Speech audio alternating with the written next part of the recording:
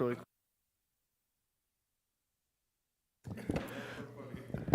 All right, good evening, everyone. We have a regular meeting of the City Council of the City of Cape May. We are here in Cape May, New Jersey, in the City Hall Auditorium. It is Tuesday, March 21st, 2023. The time is now 4:35. Please join me for the Pledge of Allegiance.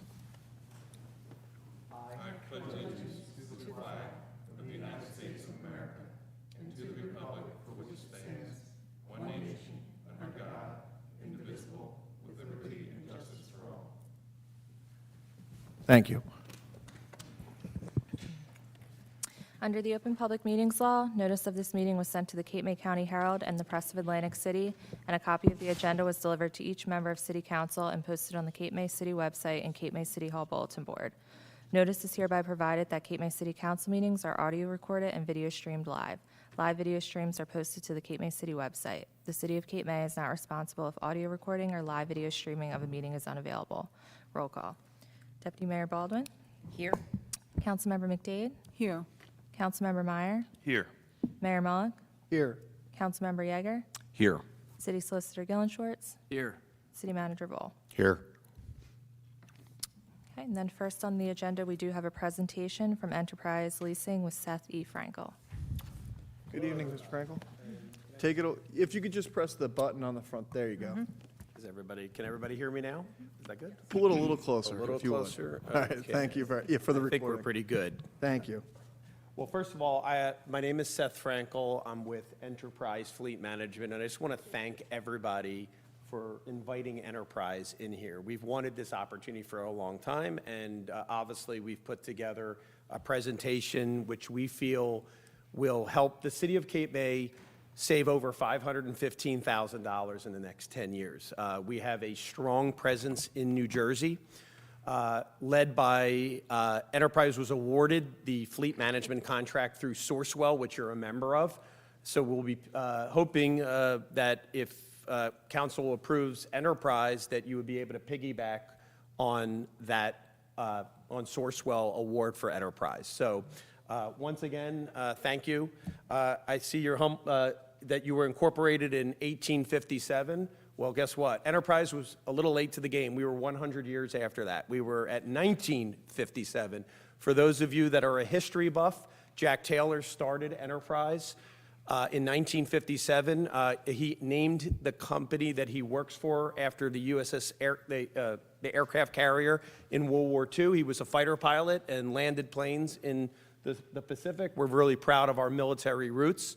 And he started, like a lot of great entrepreneurs, not necessarily wanting to be the best, the biggest, but he wanted to be the best place anybody ever did business. And today, as a $30 billion privately held company, his son took over. Now, Andy Taylor, Jack passed, Andy took over, and now Chrissy Taylor is now the president and CEO of Enterprise Holdings. And that's our humble beginnings. Customer service is everything. So as I go over our meeting today, I would like everybody to just keep in mind that that's what's on my mind. It's how do we provide the best service to the City of Cape May? And thank you. Now, I don't know what the format will be. Some of you might have to turn your head to follow along. So hopefully I don't strain everybody's neck a little bit. But I have a mini presentation, and then I hope, please stop me, or however format this time is yours, but I plan on giving you an abbreviated version, and I believe you have a synopsis that I provided each member, which is a summary of everything that you'll be discussing today, and I put it in a format, easy to read format, so you guys can talk about this once I leave. Any additional questions for me before I begin? One thing that I will tell you that I'm 29 years with Enterprise. This is my first job when I graduated college. I started washing cars, and I was a shuttle bus driver as a trainee, and I grew up in the business, and I'm proud today that my own son, who just graduated college, is following in his father's footsteps. He's 6 months with Enterprise, so I definitely drink the Kool-Aid, if you want to go ahead and do that. So I'm very proud of Enterprise, let's just say that. Okay. I'm going to jump into the presentation. I'll probably, so I don't keep us here and we have a short window of time, I'd like to get a couple of the key points on each slide. So I think you'll get the flavor of where we're at, and then I'll get into the analysis if that's okay. Our experience level in New Jersey is unprecedented. If you go down the Jersey Shore, it's real easy. You could talk to Kevin Lair over at the county. I know we're in our third year. He'd help validate our services. You could talk to Joe Rizzuto over at Cape May Municipal Utility Authority, and you can talk about some of the experience. So it's not just coming on board, it's who has been on board. We're real proud of our experience with Atlantic County and City of Atlantic City, and I have a plethora of other ones. Whether it's City of Burlington, you name it. We have an equal presence in Delaware and Pennsylvania, which is probably less important today. But New Jersey is really working. Up on the screen are just some of the other crests that we have, certainly in our experience level. As I started to dive into your fleet, a couple things jumped out at me. 43% of the city's fleet is older than 10 years. That was quite old. And I think that created some opportunities. And you guys keep your vehicles as much as 20 years. Not to saying that that's the worst thing in the world, but it did create some opportunities for cost savings. My goal coming into meeting with the city was to lower the average age of your fleet, reduce your operating expenses, and that includes maintenance and fuel, and maintain a manageable vehicle budget, which is lower than what you do now. I was able to obtain what your year-over-year sustainable budget is, and then that's what prompted me to come in with an analysis of $500,000.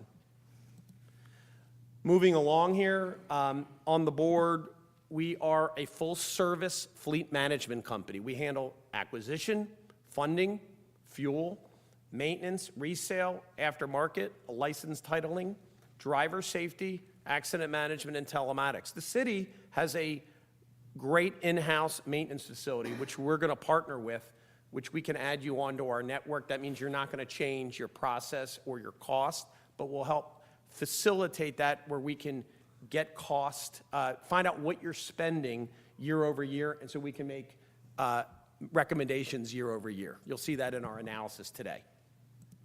Service is everything. I could talk for hours on service, but I have a very limited time here today. But on the board, that's me, the account executive. My job is to design the program, just like we did for the county. I'm doing it for the city. We're also going to provide a team that will meet with your city 3 to 4 times a year. This is asset management. This is not just leasing or acquiring vehicles. It's exit strategy and exit. We're going to let you know the optimal time to hold your vehicles, which vehicles get the lowest total cost of ownership, and then make recommendations year over year. And that's the team that will do it. The account manager. We also give you an admin person called an account fleet coordinator, and behind the scenes, there's a strategy manager who appraises your vehicles, which I've appraised your fleet, which is included in the presentation today. Some of you might be familiar with a slide such as this. It's pretty easy. When you buy a vehicle, your vehicles lose value over time. That's the orange line. Pretty easy stuff. Maintenance goes up over time. I think we all know that in our cars that we've probably owned in our past. And then the blue line's a little tricky. The blue line says that costs go up over time, and that has little to do with fuel economy. It has everything to do with fuel efficiency on vehicles. Plus, as we move into alternative fuel, which is so important to our state, Enterprise will keep you cutting edge as we move to hybrid, alternative energy, electric, and these are something that we will help you as we move there. When we wake up in 10 years, the majority of your fleet will be these type of vehicles. You'll be getting the correct advice from Enterprise as we build our partnership. But as you look at the board, trying to find that optimal holding time, we want to get you into the circle, which is 5 years, which we feel will help you lower your budget, your year-over-year budget. But I believe that the city is on the current replacement window, which is you bought your vehicles a lot of years ago, and they're not really losing that much more value at this stage. They're running okay, but they have higher maintenance and fuel. So we took all that data and we put it into an analysis. So we want to move you from the box window to the circle. And I think that's what we'll be able to prove to you guys today. This is a busy slide, so I'm not going to go into this too much other than to say there's a lot of data on the board. Just so you know, when you hire us, we will look constantly, year over year, what your vehicles are worth, what they'll be worth in a year, what you're spending in maintenance, what you're spending in fuel, so we can make our recommendations. This is why we are bringing municipalities in New Jersey on almost every month. There's a new partner in New Jersey alone. It's one of our best states that we've done. It's just really working well. It's because of the data that we will get, and that's illustrated on the board today. I want to go back to that fuel analysis that we talked about. Look what's happening on the top. Vehicles are being manufactured better. You know, for gas engines that are available by 2025 and 35, they're going to be getting 35, 40, 45, 50 miles per gallon. It's mandated. There's CAFE laws mandated by the federal government. But on the other end of it, look at what's happening with the term fuel degradation. You have vehicles that started out at 13 miles per gallon that are now getting 9. And so the city may not be aware that their cost to operate on a cents per mile with fuel might be higher than they might have thought it would be. And then we bring it all together with Enterprise, where we get your data and we show it to you year over year.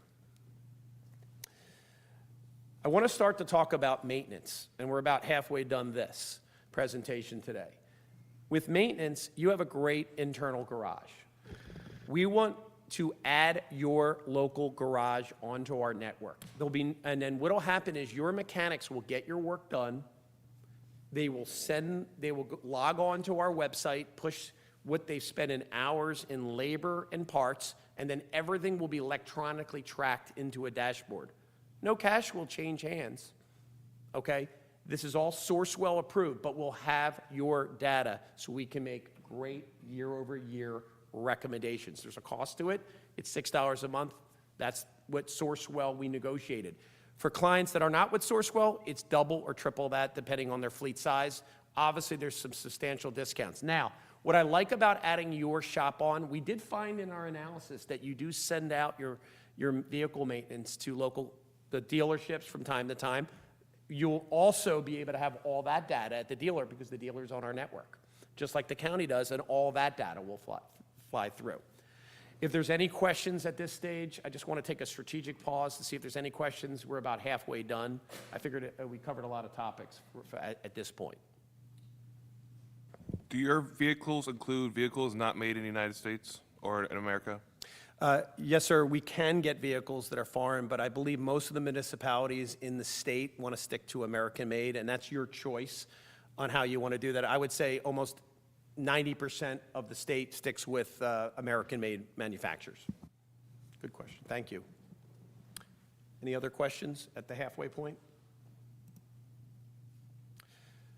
Moving along here, remarketing is a very important part. Right now, you're selling your vehicles through a government auction. There's a fee associated with that, and at face value, there's some depressed values. That is not the optimal time for you to sell it. However, with Sourcewell, we will pick your vehicles up here at the city. We will bring them back to our holding lot. We will digitally log them in, and we have local buyers. Who are these buyers? If you look at the board, direct dealer 85%, auction 15%. In New Jersey, it's about 95-5. So we're not selling at auctions all that often. Last year, we were able to return $1,300 per copy, and that's what we can do. So that means every city vehicle will be sold through Enterprise, and you get first right of refusal. We will call your primary fleet contact, say, we sold the vehicle. It did more than we expected because we give you a good faith estimate. And guess what? You sign off on it. The check is in your hands. The average time to get a check to you from we pick it up is 23 days. I would like to tell council that I've seen it go 35 days or 38 days. Not very often it's gone more than 35 or 38 days, but the average was 23 days last year. And I just want to let you know that's what you can expect from Enterprise. Give me a little wiggle room so I don't overpromise if it's 5 days. We just went through COVID. There was a lot of things that changed in the world. So I want to leave that little extra. But remarketing is a critical part. Now, the city buys their vehicles under government contracts. You buy the vehicles lower than the general public. Now you're going to sell them at 5 years when the values are high. So we like to call it buy low, sell high. By taking that approach, your depreciation is very low. You're going to see it in our analysis in just a minute, but it also will lower your maintenance and your fuel. If there's any questions, I'll allow, just please let me know. On the board now, here's that terrific, this is all included. It's the client website. Remember, we're collecting your data. when you go in for maintenance and things. Well, all the data in real time is going to go into this dashboard where each department is going to have access to it with one primary fleet contact. They can look on there, see what their vehicle's sold for, what they're spending on maintenance, what they're spending on fuel. All of your costs, your billing, your end-of-the-month reporting for accounting is all on here, and we do training on this. We're going to move the city fleet to the best program in the country. You will be, we will move it, it's going to be 2023 program compared to maybe a program that's a little outdated, which is fine, but I think you're going to see the benefits with the reporting on here. We will also keep track of recalls, and safety is key. Some of your older vehicles are outdated with the different type of braking systems and safety. It's changing quickly. So if you have a vehicle that's over 10 years, chances are it doesn't have the optimal safe equipment on there. Also, recalls. Recalls is a big issue today. Wasn't an issue 15 to 20 years ago as much. You can't drive those recall. Enterprise doesn't drive those vehicles. And for the public, we know that by keeping track of your recalls, they'll all be posted on this website so you guys can get those into the dealer. It doesn't cost you anything to fix it, but we want to get these vehicles safe so there's not something that happens out there. I promise you that Enterprise would be there to help you do that process. Yes, sir. Do these figures, are they relative to hybrid and electric vehicles moving forward? Yeah, the analysis we did today was on like vehicles, and that's a great question. So if you had a non-hybrid vehicle, I did you an analysis doing the same exact vehicle. As we move to hybrid and electric technology, we'll be able to outperform the planning analysis projections that we're going to show here today. So it's only going to get better, but I took what you do now, what you're doing the same thing again, and I'm saving you over $500,000, and you're going to get to that in just a minute. We have really started to move toward hybrid and electric vehicles already. I mean, Yes. our newest vehicles are hybrid. There's a couple trucks, that are a little bit behind, but like we have a Ford Lightning coming, obviously, so we have made that move kind of already. Yeah, we saw that, and we have a copy of your vehicles, and we did notice that. We love seeing that. I think that's a trend in the state that's going to continue. Now, the Lightning, yes. Now, there's different, the vans are coming out now. They're electric. There's more technology coming on the pickup trucks. And we don't have police vehicles that are electric, but we do know that that will be the future. But we did see that. And We recognize certainly that a lot of them are still behind, and if anything was purchased today, it probably wouldn't make sense, but just, we are looking in that direction. Yeah, and I wouldn't tell anybody on council to be too hard on yourself. This is a common practice in the state. Everybody's now getting there. You're probably right in the boat with everybody else, and we're trying to learn this. It's a new technology, but I think when you partner with Enterprise, we'll be here to keep you cutting edge, to give you the information as the industry experts to do that, and we hope to be that vendor for you. Moving along, we also have, I'm not going to go too detailed here, but we do have some mobile app technology, which for assigned drivers, it makes it really convenient to keep track. I'm going to skip that for now because a lot of your drivers are not assigned. And let's start getting into the analysis, and I think we're down to the last few slides here, and I want to make sure I'm staying on time. If you look at our board, and this is included in your synopsis packet, you have 77 vehicles in your fleet. Your average age is 8.7 years old. That means some new, some old. You drive, on average, around 6,000 miles a year. You buy 5.8 vehicles per year. Your average model year is 2014, and your average holding period is 13.28 years old. So that's what we got. Not uncommon in New Jersey, not uncommon in my 29 years meeting with the municipality here. This is kind of what I expected. I thought your fleet was a little older than the average, but I think you've made some inroads to upgrade that, just like you said, Mayor, with the hybrid technology and things of that nature. I took it a step further here, and on the board, I took every one of your 77 vehicles and I broke it down by a vehicle category. So if it's like a half-ton pickup truck or a mid-size SUV, I broke it down into the quantity, and you have these all in your packets. If you have 11 compact sedans, or if you have 8 of these or 5 of these, I have it. Something I do want to draw to your attention, please, on our model year analysis, I decided to go back over 20 years and see how many vehicles you bought every year. Interesting enough, in 22, we didn't buy anything, but in 2016, we bought 12. But the red box on the board is the most important thing that jumped out at Enterprise and me. 33 of your 77 vehicles are older than 10 years. If you move that box 5 years, it's almost 80% of your fleet. So we have a lot of work to do here. It doesn't have to be done in there. So we worked with your teams, police, fire, public works, everything, to look at those 33 vehicles. Could you imagine we got rid of every one of those over a year? Your whole fleet would be under, you would lower the average age of your fleet. So we hope to show you that in just a second.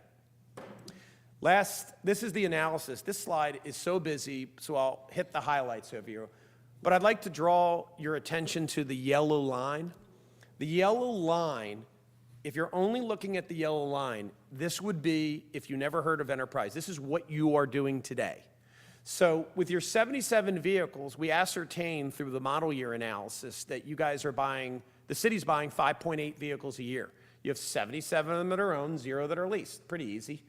Now, when you buy the 5.8 vehicles, you go to capital budget and you spend around $290,000 a year. Now, some years you spend 0, and some years you spend $1 million. The average over the 10 years was $290,000 a year. So right now you have a lease expense of 0. Your maintenance is $138. Your fuel is $115. There you go. Your budget, your year in and year out budget is $544,000. Let me draw your attention, please, to just, since there's so many numbers on this board, maybe the second line. So the second line is, what happens if you did 33 vehicles with us? What would your budget be? Well, your own fleet would go from 77 to 44 because you replaced 33. And now your lease vehicles would go from 0 to 33. Now, your purchasing budget goes away. You don't have a purchasing on a capital budget because you're going to be having a lease expense now. Now, you might say, well, my lease expense is $318. Well, it is, but you are getting back $99,000. We found out that it was closer to $161 when we did the drill down, so we're already outperforming this. But you're going to get $99,000 back from resale, and that's in the bottom left corner, $3,000 per copy. It came out to more like $5,000 per copy once we got down to the nitty-gritty. Your maintenance is going to be reduced from $138 to $98. Now, why is that happening? Well, your fleet, you're going to get rid of 33 vehicles. Obviously, your maintenance is going to go down, okay? And then your fuel would go from $115 to $102, which I found interesting is that by replacing 33 vehicles, you can save $124,000 in year one. I love that. Fast forward over 10 years, that's where we got our $515,000. In the element of time, I'll leave it at that, but that's what we've gone over with your team, with your CFO, with everybody when we looked at finance, and we're really proud to be able to bring this to the table, okay? In wrapping up, we've done an appraisal of your fleet, which is we looked at your current values, what they're worth in 6 months, what they're worth in 12 months, and then we looked at your fleet, your oldest vehicles here. And then as I wrap up here, I want to just leave it with this last slide. So we work with your teams to come up with 33 vehicles. Now, I think we can all read the papers. You can't order vehicles today. We're dealing with supply chain issues, microchip shortages. My goodness, you can't even order a police vehicle right now. But Enterprise has contracts with dealers all across the state where we can get them. Wildwood Crest in particular, they got 2 Tahoes, 2 police vehicles. We found those and we got them right out of they did not have to wait. And some of the dealers that New Jersey's been ordering from, because of delays, they're not coming in. We were able to get them. Now, we are a proponent of ordering your vehicles. So we may not be able to order all 33 day one, but over the first year, you will get 33.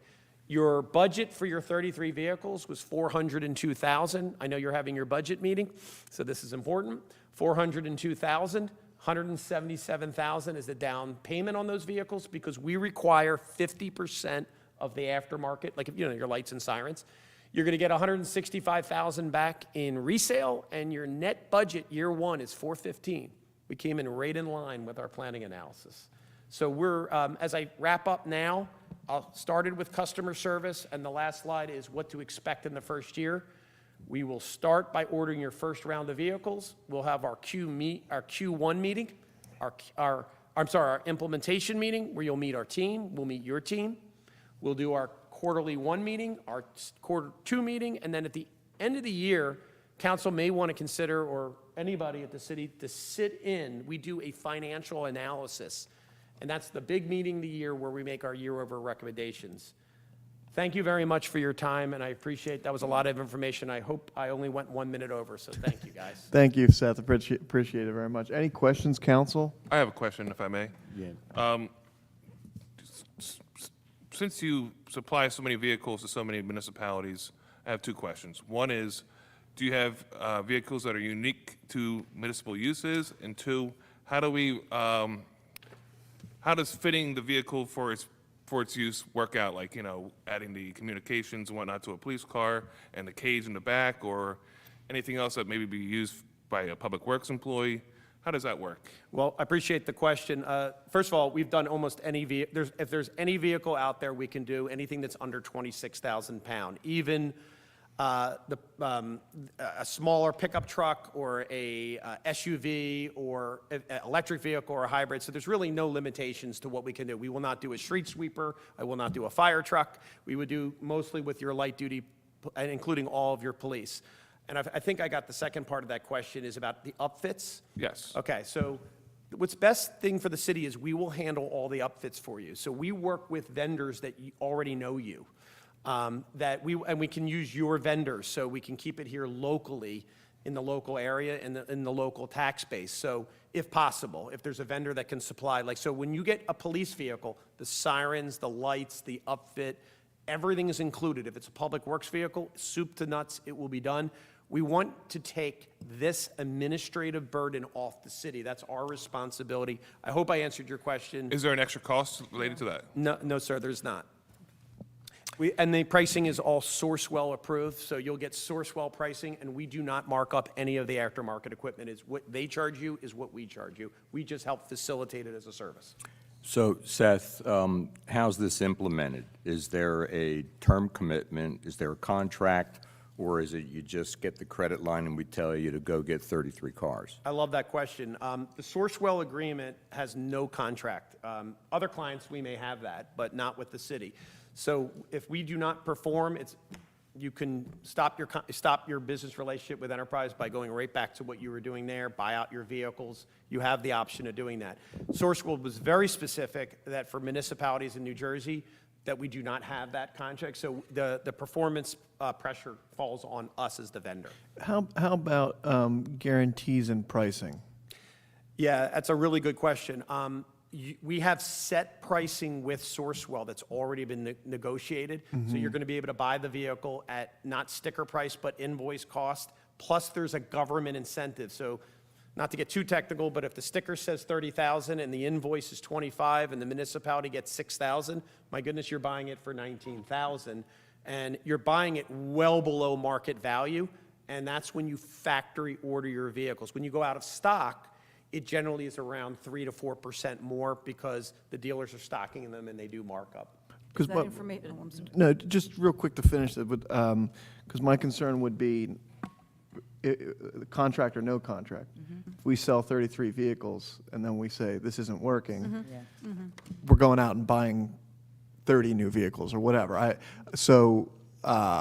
Or I think can we buy them from you at that point? So what would the arrangement be? Would we have the opportunity, if we were dissatisfied with the enterprise arrangement, to say, Yeah. we want to keep the vehicles, are we able to purchase them from you at whatever that? Yeah, you're exactly right. At the end, so you wouldn't have to turn in the vehicles if you ceased your relationship with Enterprise. You would just make your payments. we're talking worst case scenarios, Yeah, we just obviously, don't you have know. I think it's a realistic question because I don't expect that to happen. But at the end of 5 years, like on a police vehicle, the buyout is $1. If you write me a check for $1, we give you the title and that's it. And that's in our Sourcewell agreement. So you can buy the vehicles out and own them, or you can just make your payments. And once they hit $1, you'll own them. We'll just transfer the title to you. And it could not be any more simpler than that. So I just have a couple questions. You talked about when vehicles have to be serviced. Yes. Do you have a loaner program if something extends beyond a certain period of time? Yeah, that's a really good question. We do have a loaner program. It's not included in our program. Okay. However, we do have a municipal government program where we can give you government rates. We can set it up provide direct billing. Okay. The billing, I may add that when your average, when you go to a 5-year cycle, that means the average age of your fleet's going to go from what we said, 8, 9 years to 2.5 years. Could you imagine how much less downtime that you're going to have? I want to point out that we didn't do a dive here, but how many of your vehicles are underutilized? Almost every municipality that I work with has 1, 2, 3, 4, or 5 vehicles that are just sitting around that we could get rid of, that we don't have to pay. That's not built into our model. So we may be able to find a vehicle or two that's, hey, we own it, but do we really need it? Well, I'm talking more about recall issues. You mentioned supply chain. It's become problematic, even Yeah. though you get a recall notice, you're not able to get that fixed. And that was specifically my question around that. And then the other question I have is, what is your experience, and if you don't have this data immediately available, with other municipalities? Do most of them go on to purchase the vehicle at the end of the lease, or do most of them do sort of the lease and It is the switch greatest out? question. Almost all the ones that we work with are committing to a cycle, which is 5 years. They're going in because the planning analysis, and the short answer, 515,000 is predicated on cycling. If you go back to keeping your vehicles forever, well, then you're going to go back to the old model. So we'd hope to reinforce that on there. And just to go back to the rental piece, because I think it's an important point, when you have a recall, a lot of times the manufacturers will provide a free loaner, believe it or not, because it's just Ford or GM or whatever, they often do that at the dealership. All right, good to know. Yes, Okay. thank you. I have a quick question for you. The spreadsheet that you had up on the, we don't have that included in our packet. I'm assuming that was an analysis of all of our vehicles that you're speaking of here, the 77? Am I Yeah, correct with that? My apology if that's not in there. I'll make sure you get a copy of it. Is it this one here? If you don't mind me backtracking, I think it was this one? Nope, It was this one, right there? nope, Where we got that? nope, keep going. I think then it could have been this one. No. No, you had something with all of the make, the model, the vehicle, but it was a partial spreadsheet that was there. Ah, my goodness. My apology. That's I will check afterwards, and I'll make sure you get a copy. But the reason I'm asking that is because looking at the fleet statistics that you completed for us here, Yeah. it includes 12 Polaris, which, when we take a look at the Polaris, that's going to be at a much lower rate. Yeah. As far as, and I'd like to see the analysis, all the breakdowns that you have as far as, if you're including that in the total statistics, there's clearly going to be outliers in that. And I think I found the one piece you were asking about.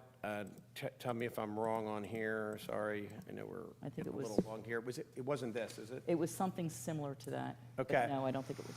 If you draw your attention, if you could see the 33 vehicles in the middle column, you could see the quantity, 3, 4, 2, 1, 2. I think the Polaris, we have 3 in that category with an average aftermarket of $6,000. Okay. It may be pointed out that in this budget, some of the aftermarket, because these are estimated budget, we use $20,000 for aftermarket on police, but we expect it to come in a little bit less. So we think these numbers are going to be, we were a little conservative on. And you can that. increase those, okay. Yeah. Is there any, you okay? Yeah, Is there any way you can send us through email some kind of catalog of what you have to help us come up with some decisions moving forward? Yeah, and you're referring to catalog on like just the different types of vehicles? Different that are types of out there? vehicles, maybe some statistics on each vehicle, Yeah, we can provide you with any data on any vehicle or a general on there, and we'll be able to get you some information. Did you want me to email you, or can you? I think it would be perfect if you All right, did I'll that. email you. Okay, thank you. Sure. All right, any other questions, council? Mayor, if I may, Councilman Yeager spent a considerable amount of time with the Public Works Director, the Police Chief, and myself and Lou going over this program with Zeth. Spent a lot of time. Thank you for coming here tonight. So Councilman Yeager may have a comment to say. Actually, one thing I do want to comment on is that my own personal experience, I own a business, I own a fleet of trucks. I have experienced an old fleet of trucks, and I now experience a young fleet of trucks, and most of it's leased. I've gone to leases because the maintenance is included in the lease, and we have a very short cycle, and my cost of operation, fuel expense, everything in my business has dropped. And it's for me, this is a no-brainer, and it's taken us in the direction we want to go, especially with the other fleet management things, this is really, really, I think, a positive thing for Cape May, so. Thank you. Perfect. Okay, well, thank you, Seth. Thank you so much. We'll be in touch. Chief, thank Chief, Real quick, Mayor and Council, I just want to add that we've worked with Seth for over 2 years on this project. I met Seth last year, year before, and we tried to bring this to the table, and Neil Young kind of gave me it's too late, let's do this next year.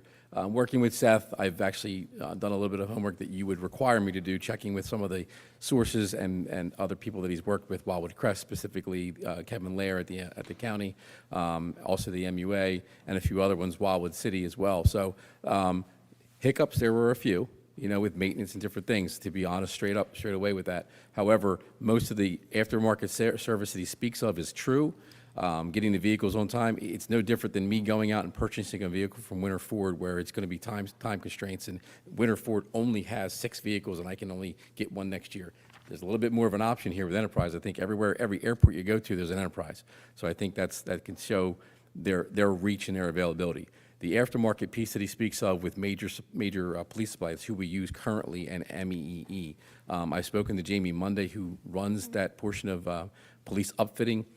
Absolutely thrilled with how they work in Enterprise. That $20,000 piece that you spoke of, the upfit, I won't use $20,000. I try to get a police vehicle right in around 13 to 15, maybe 16,000, having that extra 4,000. So every $1,000 you chop out is $20 off of a lease payment, if you look at the number correctly. So I won't overspend in a $20,000 upfit just because the money's there. That's not the way we do business here.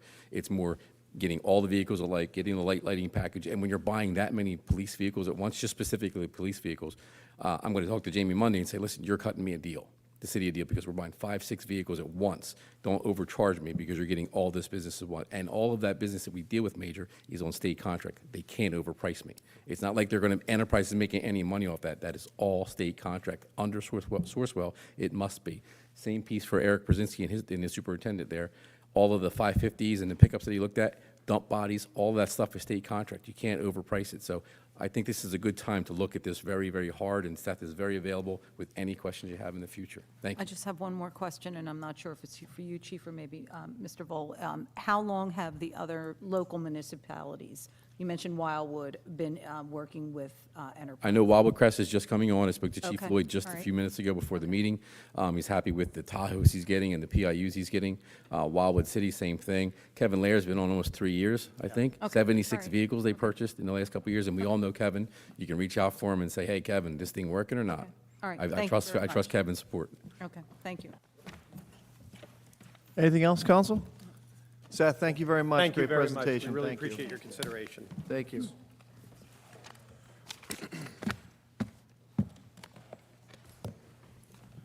So, Council, I think good information to digest, take a look at those numbers, and I'm sure we can kind of bounce some of our thoughts to the city manager and move on from there. Yes. Thank you. Thank you, Seth, for coming out here tonight.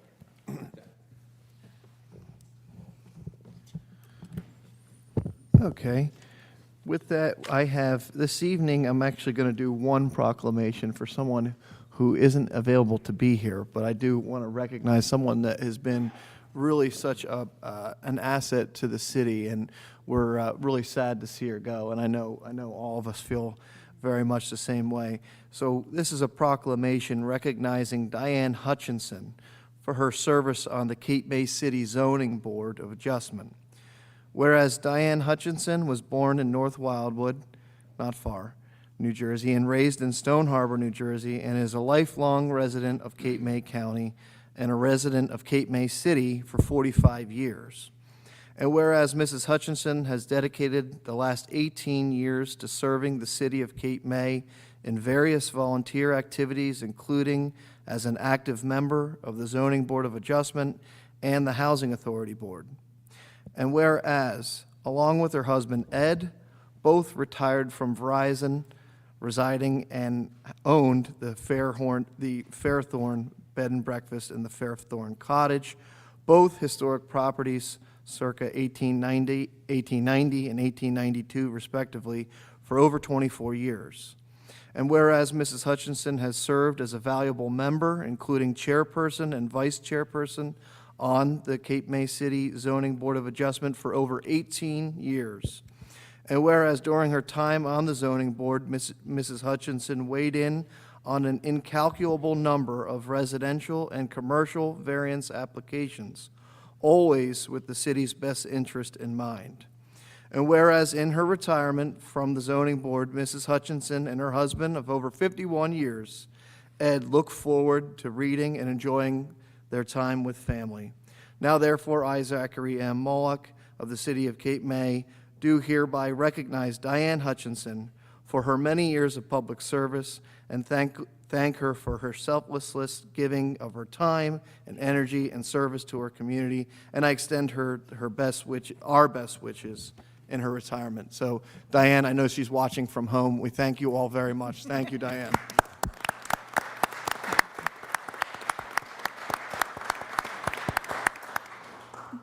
So we'll make sure we get this up to you, Diane. Thank you very much. And Ed, thank you for your service as well. I know the library committee, as well as many other service and volunteers, things that you've done for the city are numerous, so thank you. With that, we get an update from our city manager.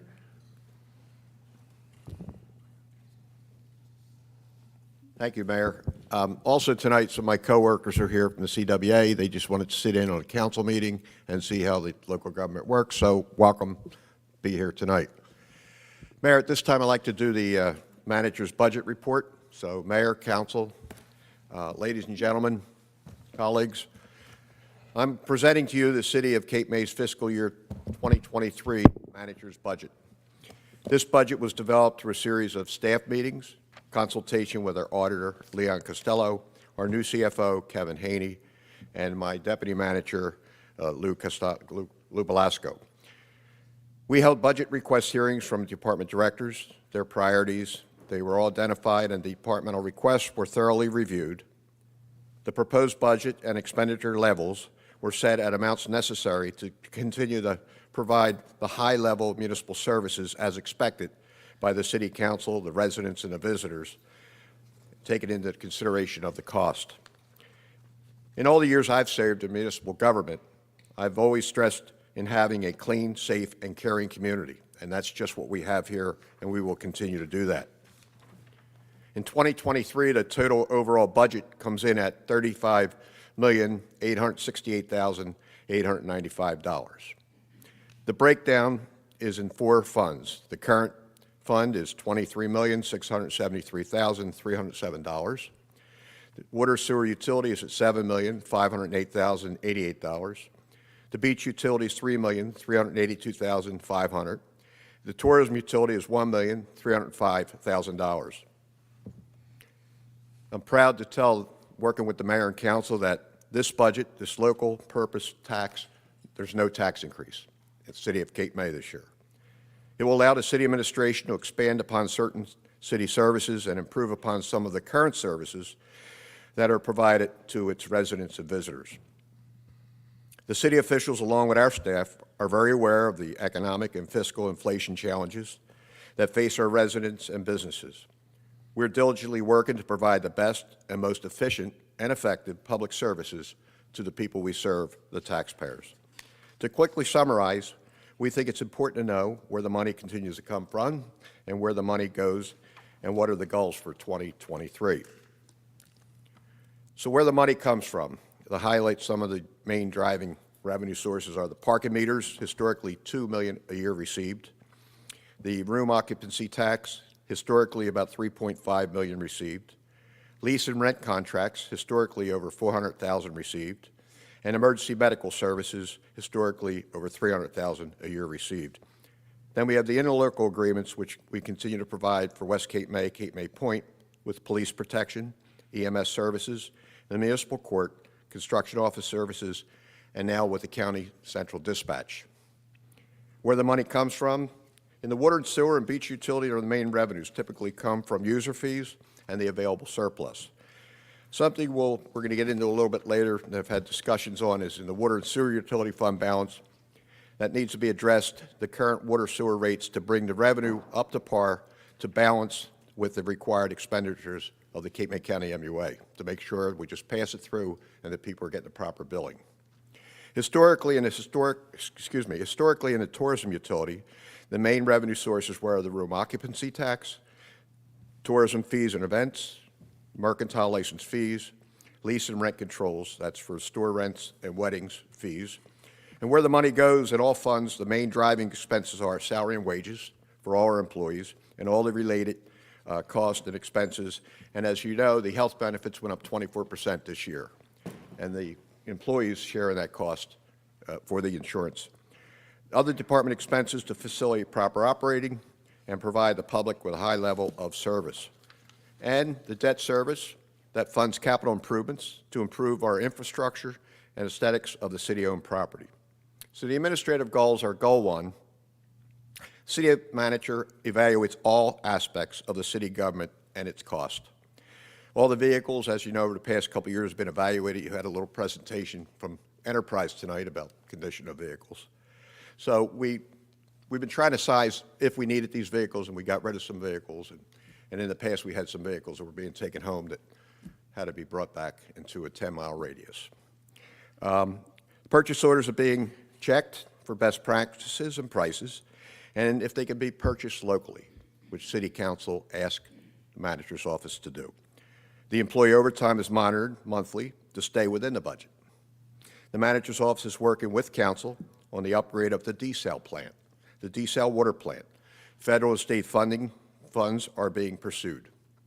The cost savings and keeping the city clean and safe is my objective, along with the cost.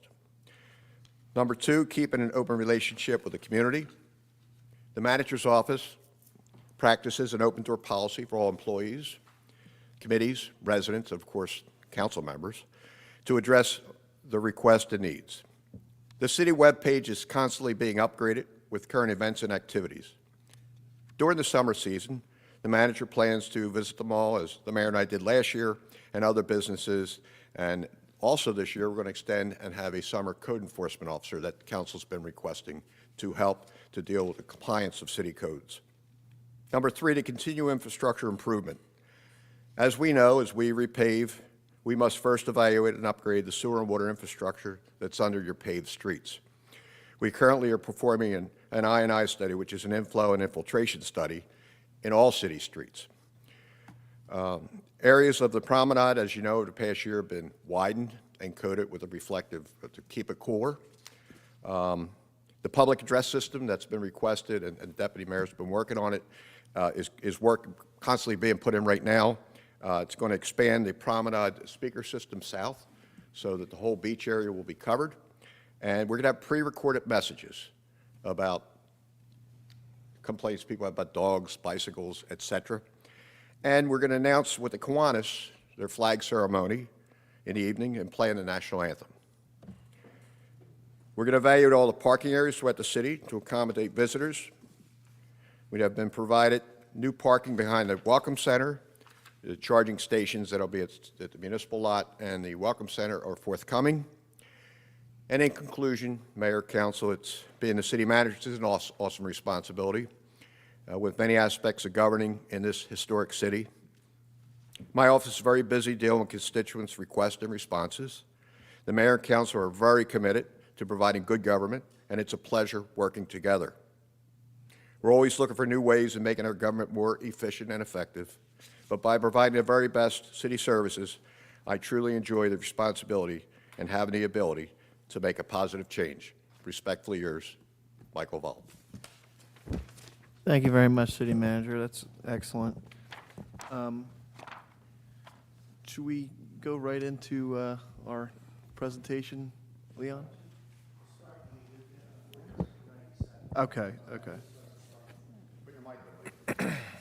Okay. Well, then first, if we would, City Solicitor, do you have any updates this evening? Tough act to follow. I have a few updates from last meeting, but I'll save them for the ordinance discussion. Okay. Go ahead. Leon usually discusses what this ordinance means. We're not exceeding anything. You have your spiel you should go through. Yeah, so I'll start the budget stuff when we get to 497. Okay. Okay. All right. Okay, then City Clerk, take it away. Mayor, we do have 2 resolutions to add to the agenda tonight as well. We have 112-03-2023, resolution authorizing the sale of surplus city property no longer needed for public use through govdeals.com, public online auction. And Resolution 113-03-2023, resolution authorizing a contract for professional services to de Blasio and Associates, P.C. for engineering work necessary for the Lafayette Street Emergency Sanitary Sewer Replacement. Do I have a motion? I'll make that motion. Do I have a second? I'll second. Roll call? Councilmember Yeager? Yes. Councilmember Meyer? Yes. Councilmember McDade? Yes. Deputy Mayor Baldwin? Yes. Mayor Mullick? Yes. Next, we have ordinances for introduction. We have 492-2023, an ordinance amending zoning code to clarify provisions regarding bulk setbacks to public property and non-conforming structures. Do I have a motion? I'll make a motion for that. Do I have a second?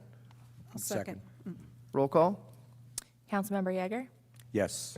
Councilmember Meyer? Yes. Councilmember McDade? Yes. Deputy Mayor Baldwin? Yes. Mayor Mullick? Yes, and I failed to ask if anyone had any questions. I on just that. want to make a apologize. comment if Go- I may. Go ahead. This- And that was just for introduction to be clear to the public, but I'm sorry, go ahead. That's all right. A lot of this was brought up with the Cape Heart Lane situation with the L-shaped property. This is going to ensure that there's no building encroaching that area. This is just one of the steps we're taking at this point. And I want to thank the city solicitor for working hard on this, and if he has any comments.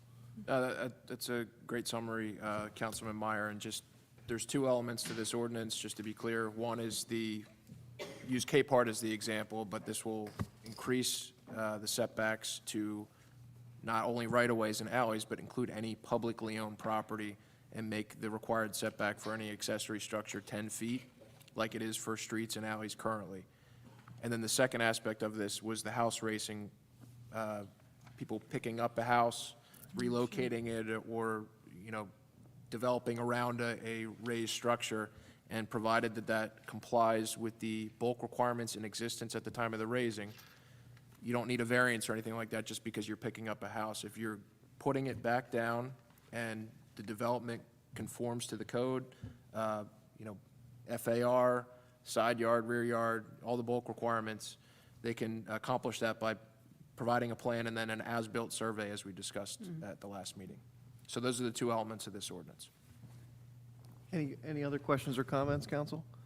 Okay. Ordinance 493? 493-2023, ordinance affirming authority of city tax collector to direct manner of payment in the event of non-sufficient fund checks. Do I have a motion? I'll make the motion. Do I have a second? I'll second. Any questions or comments on this one, council? Roll call? I Oh, just go wanna ahead, make pardon. one comment. Just because our statutory limit is $20, I did have a conversation with our CFO. Our return check fee is $35. So if we're taking a look at that, and that was something I spoke to you about as well, so. So, What's the and difference? this, Well, yeah. Yeah. just to give some background for this, there is a $20 statutory limit on what you can charge and apply as a lien for a return check. The additional element that is added as part of this ordinance is allowing the city to then give direction on, okay, you bounced your last check, we need a payment in cash or a certified check because we don't want to keep incurring these return check fees. So there is a statutory limit on what we can charge back, but I guess the way, it's no longer the carrot, it's the stick, dictating it's cash or certified check to say, look, if you miss a payment, we're going to need to dictate the form of payment, essentially. Understood. Now, there's one element to this, just to point out, the example of, this has a 3 strikes element to it. So if we have 3 return checks, now we need cash and a certified check. That's not dictated by the statute. The statute, you could have a one-and-done policy under the statute, but 3 strikes seems to be for towns that have enacted a similar provision, they seem to take a 3 strikes policy. I thought that was appropriate here. Spoke to the tax collector, and she concurred with that. So that's where this is coming from, bounce checks and making sure that we can, make sure that it's not creating extra work for the tax office. Okay. Any other questions or comments? Roll call? Councilmember Yeager? Yes. Councilmember Meyer? Yes. Councilmember McDade? Yes. Deputy Mayor Baldwin? Yes. Mayor Yes. Melick? 494-2023, an ordinance of the City of Cape May amending the city code to establish Section 92-7 entitled Municipal Buildings Restricted Areas to Safeguard Records. Do I have a motion? I'll make that motion. Do I have a second? I'll second. Any questions or comments, council? I have a comment. This is a follow-up of the new phenomenon that's going on across the United States, which is called the First Amendment audit. People are often have the right to go to certain places, which they probably shouldn't be, and this forces them to be removed or allows them to be removed from these locations based on privacy and things like that. I'm thankful that you got this work together. I just have a couple comments, if I may. When it comes to the list on page 2 of the different offices, which would be off limits to the public, I would like to add 24, the beach tag office, 25, Beach Patrol headquarters, 26, Convention Hall offices and facilities not being used currently. One comment on that, Councilman Meyer. Sure. I think, I'm just want to make sure I take these down. Does say. The Beach Patrol office, the Beach Tag office, and Convention Hall, I believe, is referenced in 22, Convention Hall offices. Oh, thank you. So, and obviously the help desk area and portions that are Outside of obviously that, public, but right. there is offices there. And the purpose of this ordinance, as Councilman Meyer pointed out, is to recognize and codify the reality that although a building may be a public building, it doesn't mean it's a complete free-for-all. And you don't see, there's a lot of sensitive documentation that's here, and the city is the custodian of all personal information, personnel records, and things like that. Those exemptions are recognized by the Open Public Meetings Act, Open Public Records Act, and, this codifies signage around City Hall so that areas that contain that sensitive information are off limits only to personnel. But other areas, this room, people are free to walk in, and if they want to take an iPhone video, they can go for it. But there are areas, and we do have signage in place now, that I think is enforceable. But this avoids any confusion on the part of somebody coming in here with a video camera thinking they can walk into somebody's office where sensitive material is. If they want to make an Oprah request, there's a process for that. And this sort of just provides direction, support to the city manager's signage, and also provides clear direction for anybody that would like to come down here and audit the city of Cape May to know what the rules of the road are. And the rules of the road are enforceable, and a lot of direction has come from the JIF. And there are a lot of communities that are enacting ordinances like this. As I said, I think signage is enforceable. Putting it in the code just makes it stronger. So, and I'm sorry, just to confirm, Councilman Meyer's suggestion is to add the 24 and 25, the beach tag office, and the Beach Patrol headquarters. Yes. And I don't want to make a motion yet. I'd just like to continue the discussion. It's my opinion that any signage that says personnel only, no trespassing, things to that extent, I think it should be important to have the ordinance code as well. So if somebody's brought in, like a police officer or somebody else, or even a city employee needs to reference the code, they know the number immediately. And that happens a lot of times when we have signage on the beach and things like that. You mean for the To put it individual signs underneath to it, yeah. put the reference, like on the promenade when you see that? Exactly. Okay. Could you not put that perhaps maybe at the entrances, saying there are restricted areas enforceable by city code? Rather than having it on every door? You could or potentially every put area? one omnibus sign at the beginning to say, if you see a restricted sign, it's because Right. of this code section. I mean, it just would, logistically, it might make a little bit more sense than trying to cover every door where someone might have a restricted access area. If I may, Mayor, I want to thank Shane Meyer, Councilman.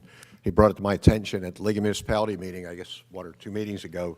The First Amendment audit was brought up, and then Shane brought it to my attention, brought it to council to bring this up tonight. So I want to thank you for that. Thank you. And I had the gentleman coming down to meet with all my directors in April, And if any of the council members want to join, he'll be here to brief us on the complete First Amendment audit and how it works. Thank you. And I just have one last question before I make a motion to add those 24 and 25. What is the maximum penalties provided in Chapter 1, Article 3 of the City Code? I should have prepped you for this. That's okay. I can pull it up momentarily.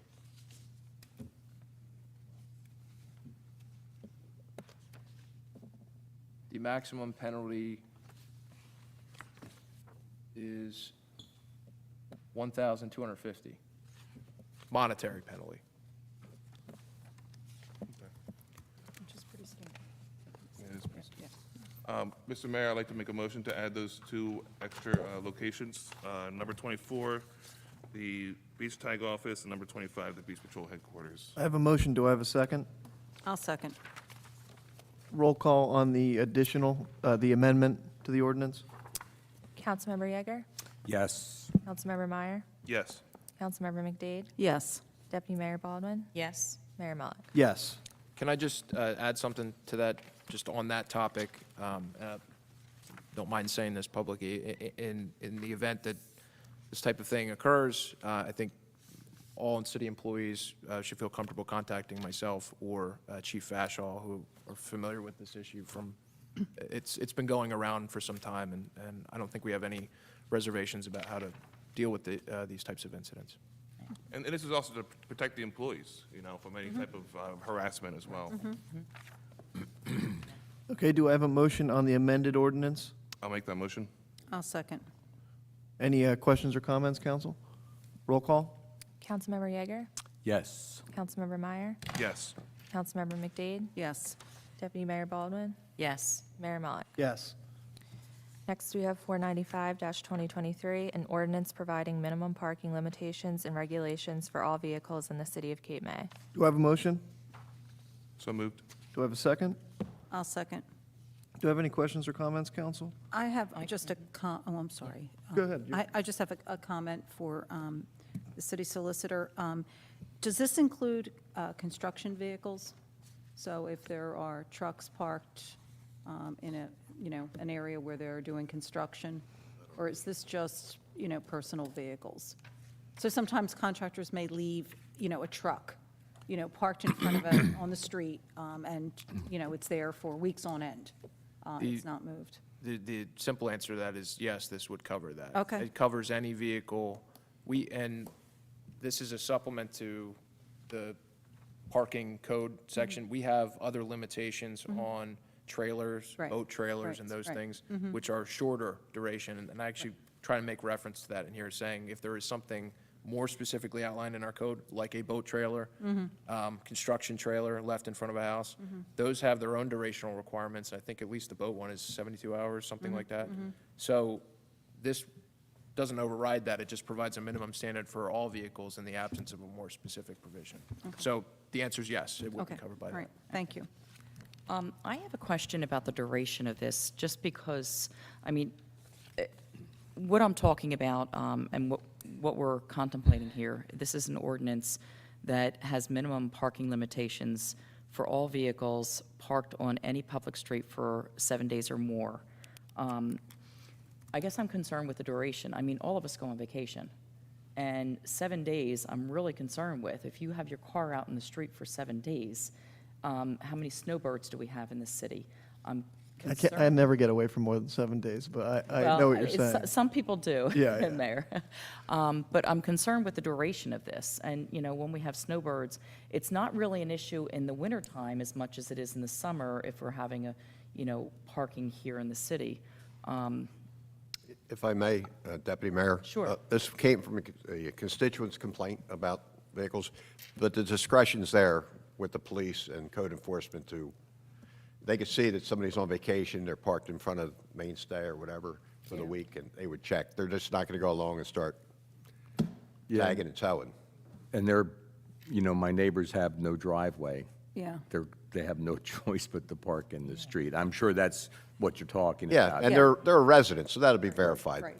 Can I ask the police chief a question? Chief, and I don't know if you were prepped on this or not, you maybe not. Maybe. But what would be the, what would be the process, you know, I mean, We've been going back and forth on how we do this, because in the past, this is known as chalking tires. You know what I mean? So the issue I have in the last 2 years was Victorian Towers changed how they had their residencies. Most of them were parking on Carpenter's Lane, and they were taking their vehicles and just parking on Carpenter's Lane for the entire summer.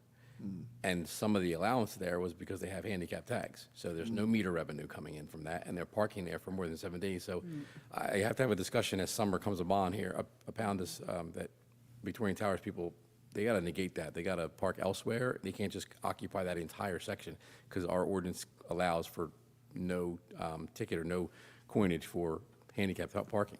So chalking the tires, and we have to come up with some type of way to do that. Or we're going to run the tag, see if it is a residence of that location, this Columbia Avenue or whatever it may be, and do that. Problem lies is the second homeowners that their car is registered in Pennsylvania, but they live here and they're parked in front of their second home. Now the car tag's coming back, it's not going to come back to their home on New Jersey Avenue or such. now, are you typically able to contact the owner before they're? Yeah, we always towed do. or- Before we ticket and tow, and, we may ticket, but before we tow, we like to, have a courtesy other than New York City, just tow and hook your vehicle. So Do you our have- officers do that. Do you have an opinion on the 7 days, chief? I mean, I do share the same opinion as far as the vacationing people. Right. Some people that come and, if this is their second home, they might leave their car there all year. Like I have family that lives in Florida, and they leave a second car in Boca. Right. Right. And that car sits on the street in Boca, and there's no ordinance to say that they can't. Maybe some type of sticker or something, but I don't know, like in your tax bill or something. I don't want to cause more work for the girls in the office, but because I think it's pretty clear that, or at least I speak for myself and anybody can add to it, the council isn't attempting to tow people's cars or get extra ticket revenue or anything like that. We simply want to solve an issue when it comes to people leaving their car, like you had mentioned, in a handicap space or something like that. yeah. Well, and we when- have this sometimes on Columbia in front of the mainstay because it's a dedicated parking offloading spot. So people will wind up coming. Well, yeah, they staying, will. And staying. listen, in Cape May, prime parking is prime parking. Yeah. If you find a spot and you can park your car there all summer, you're going to park there all summer. We have the program where, when people go away.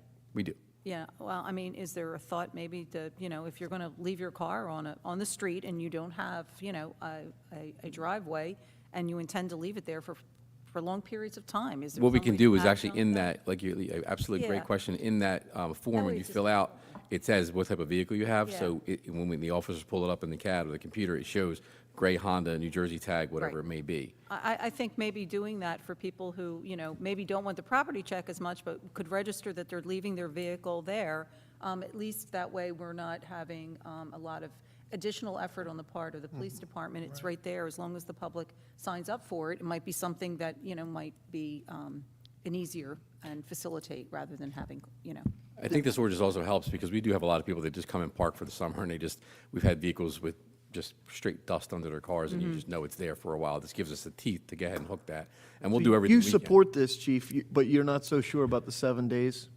That's mean, what I was thinking. Yeah, I do support it. I do. The 7 days is kind of confusing for us, and we were trying to bounce that around the office. how you This do came that. from citizen complaints and trying to work with the police department on what we can do Yeah. to fix a problem without making more of a problem Mm-hmm. and without, towing someone unnecessary or ticketing someone unnecessary. So I think, council, we have a little decision to make on the timing. Can I add to the Yeah, discussion? go ahead. In regards to that, I was thinking a little bit between what the city manager and what deputy manager or mayor was saying. We also have people that stay here for a week, in these whole house rentals. You might have up to 3 or more cars staying there, and there's a good chance that one of those cars are not going to move for that whole week. And I was just thinking in my head, what if the time was 8 days? Give them that extra day if they're here for a week. I'm just thinking out the box. The other I'm thing not is too, making a we're not going to just arbitrarily just drive around Right. town looking for vehicles parked and just say, okay, that's been there. We This is don't gonna have be the time phone in the day calls. for that. Right. These are going to be phone calls from people that live here that go, that car shouldn't be here that long, and I know that Jane and Joe are on vacation.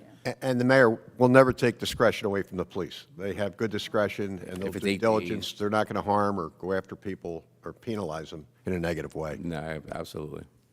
But I don't know, when we pass something like this, it kind of lays it out, so that's why I want to make sure that we're, Do you have a suggestion, Mr. Solicitor? Well, I think the goal of this ordinance is and should be to prevent vehicles being left with no intent to come back to them. So there may be a way, and rather than trying to make a hamburger at the table right now, maybe we can come back with some of these comments and come back with a draft that highlights some of the, maybe the process that we're looking for that would kind of encourage checking. It might be a little bit work on the police department to check before towing a vehicle. I mean, that option is in here. Okay. It's all over Chapter 7. But We do that already, and we have some teeth in Title 39 for unregistered Okay, vehicles, let- uninsured vehicles. Let me so- make a suggestion, just because I can see Leon's, like, his palms are sweating. He wants to announce this new budget. Do I have a council member who would volunteer to work on this with the solicitor and for next, I'll work on it with Chris. is that good? yeah. Is everyone okay with that? Okay, so Councilwoman McDade will work with our solicitor and our police chief to come up with this. And with that, do I have a motion to table this ordinance? I'll make that motion. I'll second. Roll call? Councilmember Yeager, Yes. Councilmember Meyer, Yes. Councilmember McDade, Yes. Deputy Mayor Baldwin, Yes? Mayor Malik. Yes. 496-2023, an ordinance prohibiting parking on city-owned property known as Block 1031, Lot 44.03 in the area of Cape Heart Lane. Do I have a motion? I'll make that motion. I'll second. Any questions or comments, council? I have a comment. I just wanted to, on behalf of Mrs. Leo, who I've spoken to a couple of times, Deputy Mayor Baldwin and I went out there, met with her, but then I've talked to her several times. She wanted to extend her thanks to city administration, to the city solicitor, and to council for listening to her concerns about the area. I did express to her that this resolution was on the agenda for this evening, and she was very grateful for that. I have also made her aware that we are, that city administration is developing an action plan to see what other options might be available for that area, but that at this point in time, there wasn't anything that we could share, but that we would keep her apprised and the other neighbors on Cape Heart Lane, should we have other options to present to them. So she was very grateful and very thankful for being heard, and thanked everyone for following Appreciate up. that. And I know Mr. Meyer as well. Thank you, thank you. I'd like to include. Yeah, would you? Continue with that. I'd like to include Mr. Yeager as well. You know, most of us, or I think all of us, have addressed this situation a number of times over the last, Yes. Yeah. over the past, and I'm even more thankful for the residents and neighbors and supporters of this for coming to council meeting and sharing their concerns as well.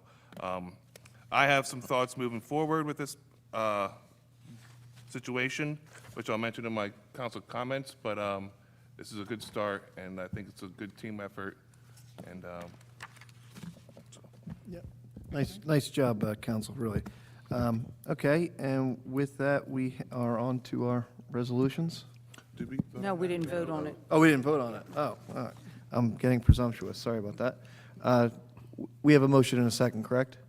Yes. Yes. Motion and a second. Roll call, please. Councilmember Yeager, Yes. Councilmember Meyer, Yes.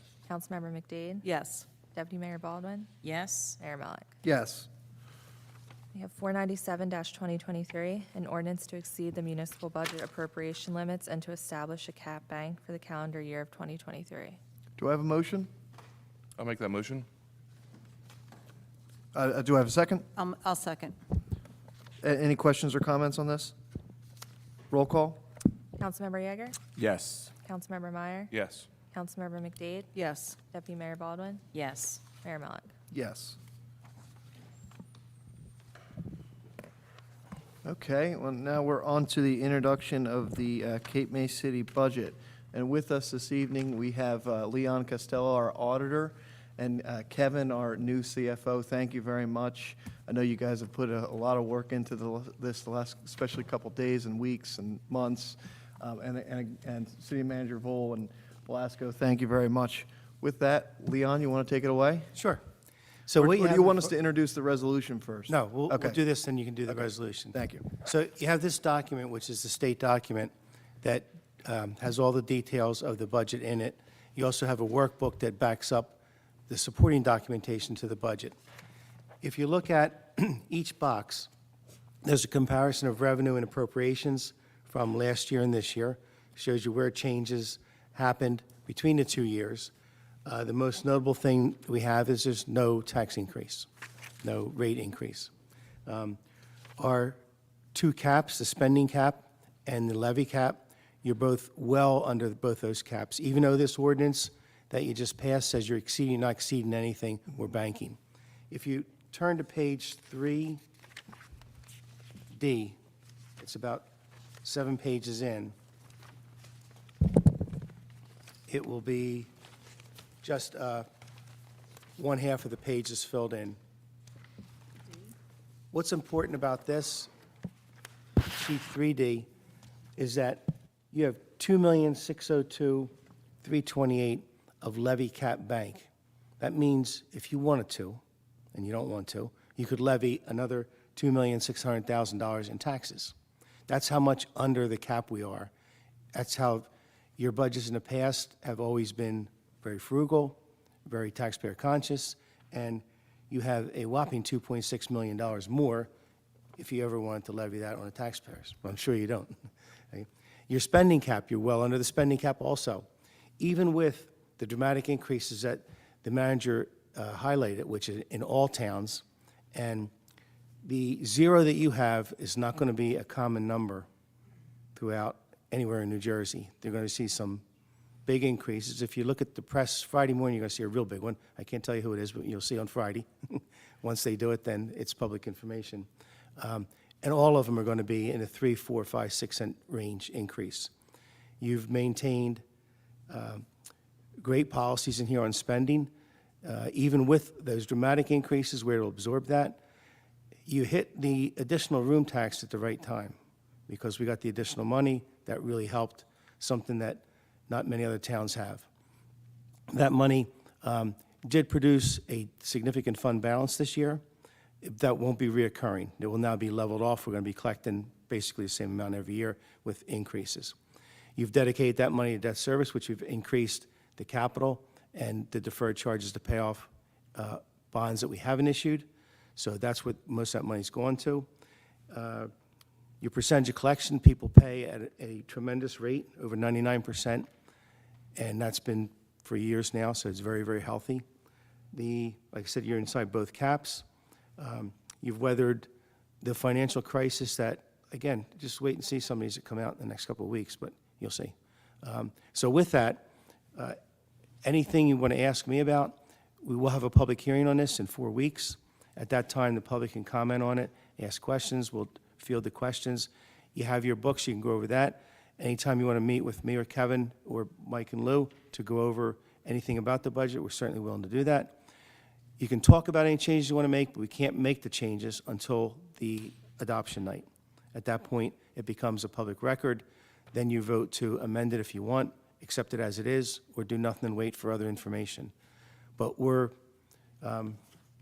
your state exam, so the state will look at this budget and will get back to us with comments. You received a real small amount of new state aid. I mean, a ridiculously small amount. It's on sheet 5. You went from $337,000 to $339,000, a whopping $2,000 worth of increase in state aid. I don't know whether you saw or not today, but this is off topic, but it does pertain because it affects the taxpayers in general. But the state had pulled a lot of state aid away from schools. There was a Senate bill that reinstates that. It's going to the Assembly on Monday, and the governor's expected to sign it to reestablish that aid. One community directly north of us really got whacked. Right. Wildwood lost a lot of money. So that's being put back in. Why they took it away in the first place, who knows? But in general, that feeds into the taxpayers. Your school wasn't affected, but just in case, you'll see that popping around. So all in all, I think it's a great budget, obviously, and we'll all be available to take comments on it. But remember, we don't make any changes until we have the public hearing night. And at that time, we can change anything that's legal. We can't change debt service, we can't change pensions, things that are by statute are in there, we can't touch, but other things are up for grabs. That's great. Okay, any questions or comments, council? And just before that, even just for the public's edification, these copies of these will be available in City Hall, so people can review the budget and And you'll put it on the have any website, too. questions. Website, yeah. And on the website. Thank you. And on the website, so you, please feel free to reach out to any of us council members with any of your comments. And of course, is it 4 weeks? Yes, 4 weeks. 4 weeks for the actual budget adoption. Please be here to voice your opinion. I'll be happy to. April 18th. Great. Okay, any questions? Go ahead, please. Thank you, Mayor. Talking with the deputy city manager and our CFO about this earlier, I think it was, a positive thing to mention that we do have, positive growth in our city, and, it was 7% at least. So just shows how, viable we are and how good our economy, our tourism economy is here too. Mayor, do you want me to comment on Resolution 106? Because it kind of relates, it's financial. Sure. Just before that, any other Yeah, questions? I'm sorry. Any other questions, council, on the budget? I think that probably tells you it's a pretty good budget. I know every council member's met with the staff, and Kevin, I commend you jumping right in this, and you're thrown right into the fire, and really did a nice job. I mean, it's just very, very strong, so. And I have to add, this doesn't cut much. I mean, we really get a lot of things done in this budget while maintaining a flat tax, and it's the 4th year in a row to have zero tax increase, which I don't think there's a lot of municipalities that can say that, so. And the 2 million six bank of potential taxing, Right, and an increase That's how to much the surplus, an increase in the surplus, yeah. yeah. Yep. Okay, do we want to go right to, if, council, is it okay if we go right to Resolution 106? That's the New Jersey arm? Okay. Clerk, is it okay if I introduce that? Okay. We're going to have Resolution 106-03, 2023. This is the resolution authorizing the City of Cape May to invest funds in the New Jersey Asset and Rebate Management Program. That's the New Jersey arm. Do I have a motion to introduce? This is a resolution. Do I have a motion on this resolution? I'll make the motion. Do I have a second? I'll second. Before we even have questions or comments, Leon, could you Sure. give us an explanation? This is an important piece for a couple of reasons. One, that the investment rate that they provide is extremely high compared to other vehicles. Two, and even more importantly, is that one of these days you're going to be undertaking the police building. This, with interest rates what they are, there's a thing called arbitrage, that you have to pay back the interest if you don't do it properly. They manage that for you. And almost every town that has a major project will invest the money into that to avoid having to pay any arbitrage back to IRS. So it's twofold. One, it manages a service that you need to have done, and two, it's a high rate of interest. So my recommendation would be, for sure, when you sell the bonds, whenever that day is, for the police station, that you immediately put that in there. You draw down on that. They maintain all the qualifications that you need and ensure that there's no arbitrage that you have. If you want to invest other things, that's fine, but at least for large capital projects, you should use that vehicle, especially now with the rates what they are. Could you comment on the security of the investment? Obviously, that's a concern. Yeah, they're what's called GUPA insurance, and that is for governmental agencies, and they have that. So it's not like the $250,000 that you have through the banking industry. This is even more. Any Yeah, questions? Go and ahead. I had some questions about this. This is insured by GUP? Yeah, mm-hmm. It is, because Yes. there was nothing that indicated that on the website. No? No. All right, let me find that for you. And that's where I'm struggling with it. Okay. If we're looking at, textile, Right, public right. public, monies here. Right. You can't invest in any place that's at risk. That's, yeah, not permitted, yeah. Right, All right, I'll find out okay. why it doesn't say that. And the other thing, I'm sorry. Go ahead. The one other thing that I had a concern with, and I brought it up to you, Kevin, this is basically like a blank check. There's no amount on here, so I'm concerned with that as well. I mean, when a resolution is typically passed, and this is unusual, a little bit, for, at least for the city of Cape May. Okay, so this would get added to your cash management plan that you do at the beginning of the year, which gives you the authority to the CFO to invest it as need be. So there would not be, going on to Deputy Mayor Baldwin's question, there would not be another opportunity for council to be made aware? No, Okay, other than a report from the CFO as to where the money Okay. sits, yeah. all right. Yep. Can a resolution be put forth that, at that time, in order to give, to put an amount on that? I guess you could, sure. I guess maybe that's, Solicitor Gillen Schwartz, we would prefer, at least I think Deputy Mayor Baldwin and I are in agreement on this, that there at least be some opportunity for us to be aware, and rather than it be more in a discretionary decision on the part of the CFO, that we be made aware of any amount that might be moved into this fund, at least having an opportunity for a discussion. The one thing you could do in the cash management plan is that spell it out in the plan that the funds invested in this unit must be approved by council. I mean, that's, Okay, rather than just at will of the CFO. okay. Leon, can I, following up on something that you Sure. mentioned earlier, you mentioned that taking out a big bond, that's an event that would probably be best suited for the ARM program, right? Right. So, and if we don't use the ARM, if we only use the ARM for anything but that, are we running into any problems? Is there a better? No. Okay. Yeah. So maybe in those instances, if we're going to participate in this program, we could update the cash management program to indicate that, that's where we want to steer, I'm not sure necessarily that we want to limit it to that. I don't think that that decision has been made, but I do think that my feeling is that I'd like to have some ability to be informed, should there be a decision made that, one, it's for the bond for the police department, or two, we're taking some portion of funds and moving them from our, a current investment portfolio into another one. what we can do What is- about a number? What about $500,000? Not to exceed? Notification of council. Right.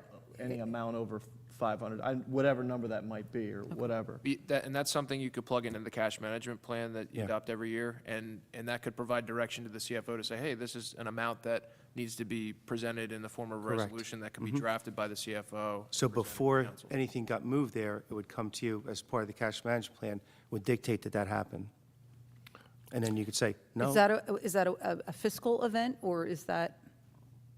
The cash management plan is done once a year unless you update it.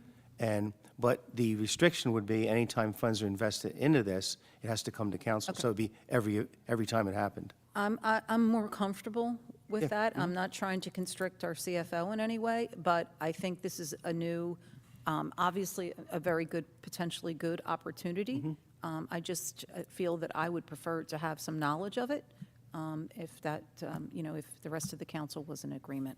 Okay.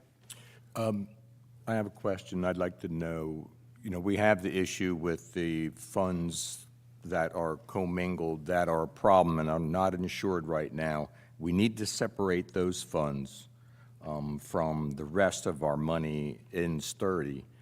Can this instrument, in fact, be used for the The, unmingling? right, the issue that you have, the mingling is going to be unmingled tomorrow. Yes.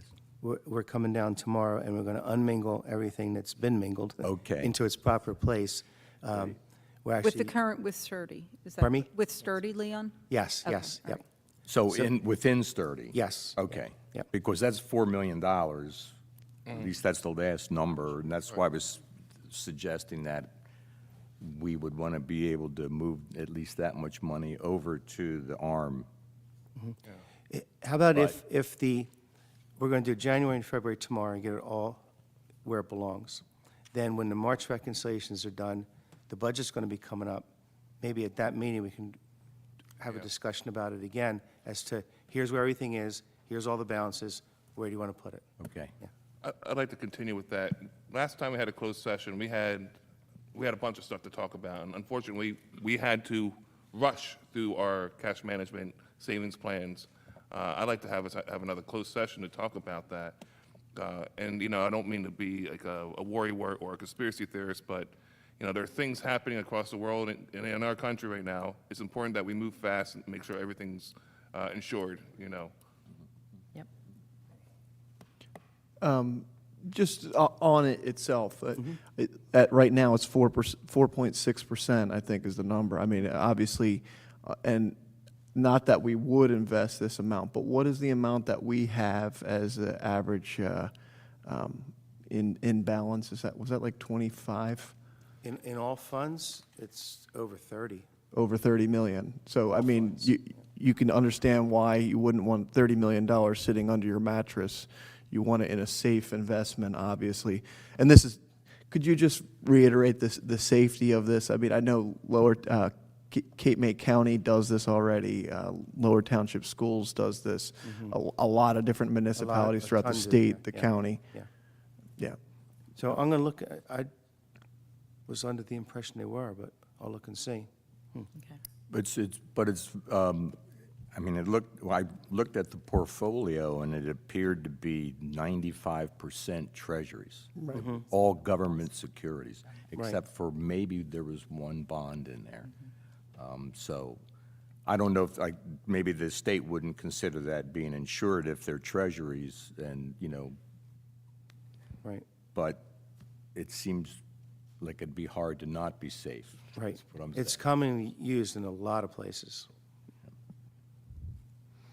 Okay. With the resolution, though, because of the, I guess it's not very clear, and with the cash management plan that we have to, you know, look at Update that. annually, update, should we wait and update all of it at once? Might not be a Or- bad idea, yeah. I'd like to pass the resolution. We pulled this resolution at the last one. I think I'm completely fine updating the cash management plan. I can have something next meeting on that, and it would be a simple update just to indicate that Yeah. prior to any investment in NJ ARM, there would be And Yeah. if there's a number tonight, that makes us more comfortable, you know, 200,000. What, I didn't want to throw out a regular number, but if there's a number, don't you think that's the smartest way to do this is at a number over 200,000, then it should go through council or something like that? What would you recommend, Leon, Kevin? Oh, I'd say over 1 million. I mean, yeah, Over $1 million? yeah. I'm still hesitant, just because I want to find out about the GUPTA. Yep, You know, the insurance, I mean, I just don't want, I'm not there yet. I'm not. I'm sorry. This is very, very safe. It's treasury notes, which you could argue is probably safer than our local bank. That's no shot at Surrey I Bank. agree, but I look at the banking uncertainty right now. Yeah, but I think that GUPTA would be less secure than this, which is all treasuries. It's the federal government versus another agency that is putting together, it's, you know, GUPTA is a state agency, basically, right? Lou, I'm assuming that's what you're looking at right now. Because I just, did you find anything on there? Okay. Is it, Does it say? Is it a positive or a negative? okay. Okay, all right, that's can't- fine. Yeah, we As can't. Leon indicated, we can't invest money where GoodPut doesn't apply. There's a statutory requirement, and so it would be shocking to me that So wouldn't that qualify. would be the How could first the other, you're threshold. right, how could the other municipalities be doing it? Because- Was not GUPTA. It includes state and federally chartered banks, savings banks, and associated locating or having branches in the state of New Jersey, and deposits of which are federally insured. So, I mean, it would seem to apply to exactly what we're talking about. But the fact of the matter is, we're required to only put money where GoodPut applies. So the resolution therefore would cover us as council, making sure that we're, you know, this is, because we're required to have it, it has to be insured. That's baked into whatever authorization you give tonight, that Okay. we're going to comply with the law. And so the action plan would be that the cash management would be updated for the next meeting. That And would include a threshold that Leon's recommending to be $1 million. But this resolution would stand, presumably, if we passed it, as stated now, with no changes. with the intent that there be a resolution next meeting to update the cash management plan. Right, exactly. But this resolution would stand if we passed it, and the next one would come the next meeting, which would put the caveats and the boundaries around the cash management plan and the thresholds associated with it. This resolution just authorizes use this vehicle for investing. It For doesn't- potentially, yes. Okay, Yeah. all right. So it doesn't necessarily allow for that movement right now? Right. Okay, all Because right, it's not in your cash management plan to do it yet. okay. Then I'm okay. Okay. Okay, that last part, it's Yeah. not in the cash management plan. Right. They can't So we move it. They can't cannot use do it, yeah. Okay. Right. Okay, that, thank you. Okay. All right, so we have a motion on, we skipped a few. Which one? 10603. Do we have any other questions or comments? And I just hope everyone sees that obviously we take this extremely seriously, but this ultimately is essentially invested in the Treasury bonds. So if the Treasury sinks, I think we're going to have a lot of problems throughout the entire country, so it's just be clear about that. Okay, we have a motion and a second. Roll call, please. Councilmember Yeager, Yes. Councilmember Meyer, Yes. Councilmember McDade, Yes. Deputy Mayor Baldwin, Yes. Mayor Mellick. Yes. Okay. Okay, Leon, thank you very much. Thank you very much.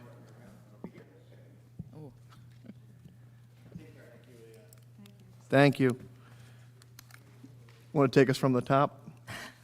We're back to 96-03-2023, resolution for the approval by council of the local municipal budget. Do I have a motion? I'll make that motion. Do I have a second? I'll second. Any questions or comments? Roll call? Councilmember Yeager, Yes. Councilmember Meyer, Yes. Councilmember McDade, Yes. Deputy Mayor Baldwin, Yes. Mayor Mellick. Yes. 97-03-2023, resolution of the governing body certification of compliance with the United States Equal Employment Opportunity Commission's enforcement guidance on the consideration of arrest and conviction records in employment decisions under Title VII of the Civil Rights Act of 1964. Do I have a motion? Yes, I'll make a motion. Do I have a second? A second. Any questions or comments? Roll call? Councilmember Yeager, Yes. Councilmember Meyer, Yes. Councilmember McDade, Yes. Deputy Mayor Baldwin, Yes. Mayor Mellick. Yes. Excuse me, Mayor. Would there be a formal document that we all have to sign inside council chambers? There should be, Okay. Yes. it should be in the packet, Councilman Meyer, yes. Okay.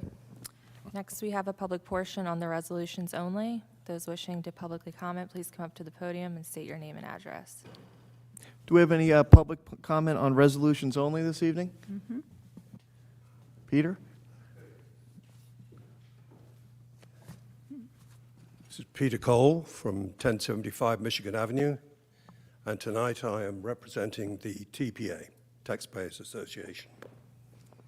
Mr. Mayor and the Assistant City Manager, as you know, you came to the TPA meeting on the 10th of March, and part of our conversation was about the New Jersey arm. We didn't go into it in detail. I don't think we knew, either of us, enough about it. And so I want to just bring up today, because we've learned a bit more since then, and your idea of investing money into it. So I'd like to say the following, that the TPA would expect the CFO and the city to have done extensive due diligence to satisfy your safety of principle and risk exposure. We understand that the New Jersey arm is a pooled money market fund with a low expense ratio and is approved under the New Jersey financial law for municipalities to invest in. It's a high-yield money market fund of mainly U.S. debt instruments backed by the full faith and credit of the United States. It is not guaranteed, and neither is it insured. As Deputy Mayor brought up, I'm not aware that it is insured, and I don't know whether Leon thought it was either. And therefore, you should be fully aware of that. And the city should not overinvest in this fund. Obviously, it should be a proportion of your funds that you have or want to put into this type of investment vehicle. So, providing you're satisfied that you've covered all these points, you should go ahead. Thank you very much. Thank you. Thank you, Peter.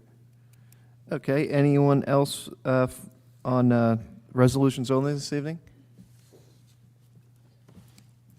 Stacy? Hello, Stacy Chan, 928 Columbia Avenue. I have one item that I've noticed it's throughout a couple of resolutions here. There's no sign-off from the CFO on some of these resolutions and where the money is coming from. So they were really busy with the budget last week. Council was provided the certification of funds prior to the meeting. We can upload new resolutions on the website with that, but they were last minute added to the package. So the CFO did sign off. You did sign off on them, and you said you stated where the funds were coming from? Yes, earlier today. Okay, thank you. And then my other one has to do with the added resolution 113. Since it was added, no one was able to see what it was about. And I know it has to do with the sewer for Lafayette Street. I wonder what the cost is.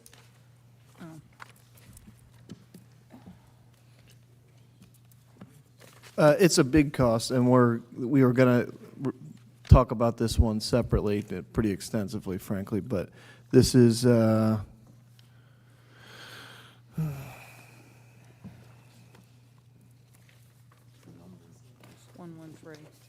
That's the ones we just got.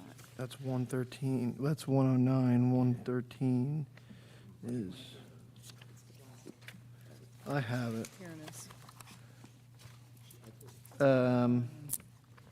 Stacy, are you asking about the Sewer. emergency repair? Yes. Right here. Okay, yeah, I think that's, There's she's really talking about the other Okay. Because what I'm saying is, it sounds like it's going to be a large number, which I assume it was going to be. It is a large number. And we're not going out to RFP for this. 719 rather. That's for the work, the physical Right. work out there. I think the resolution that you were pointing to was for de Blasio and Associates, and that's the professional services for the engineering, surveying, engineering, and construction oversight, which is a professional services contract. That is $170,000, not to exceed that amount. And then the figure that the mayor just gave you is for the actual work to fix the sewer line. And is that going to go out to bid? It did not go out to bid because it's been deemed emergency work that has to be taken care of. There's provision in the local public contracts law for that, and actually, the city manager's office went ahead, despite the non-bidding part of that, and they went and sought emergent proposals, to try and get a competitive price. They were able to get 2 competitive price quotations, and they proposed the lowest one that they got to council, and that's what's reflected in that Yeah. resolution. Does the council have a pool of engineers that we did a couple years ago? Yeah. So did they yes. pool these engineers to find out the costs?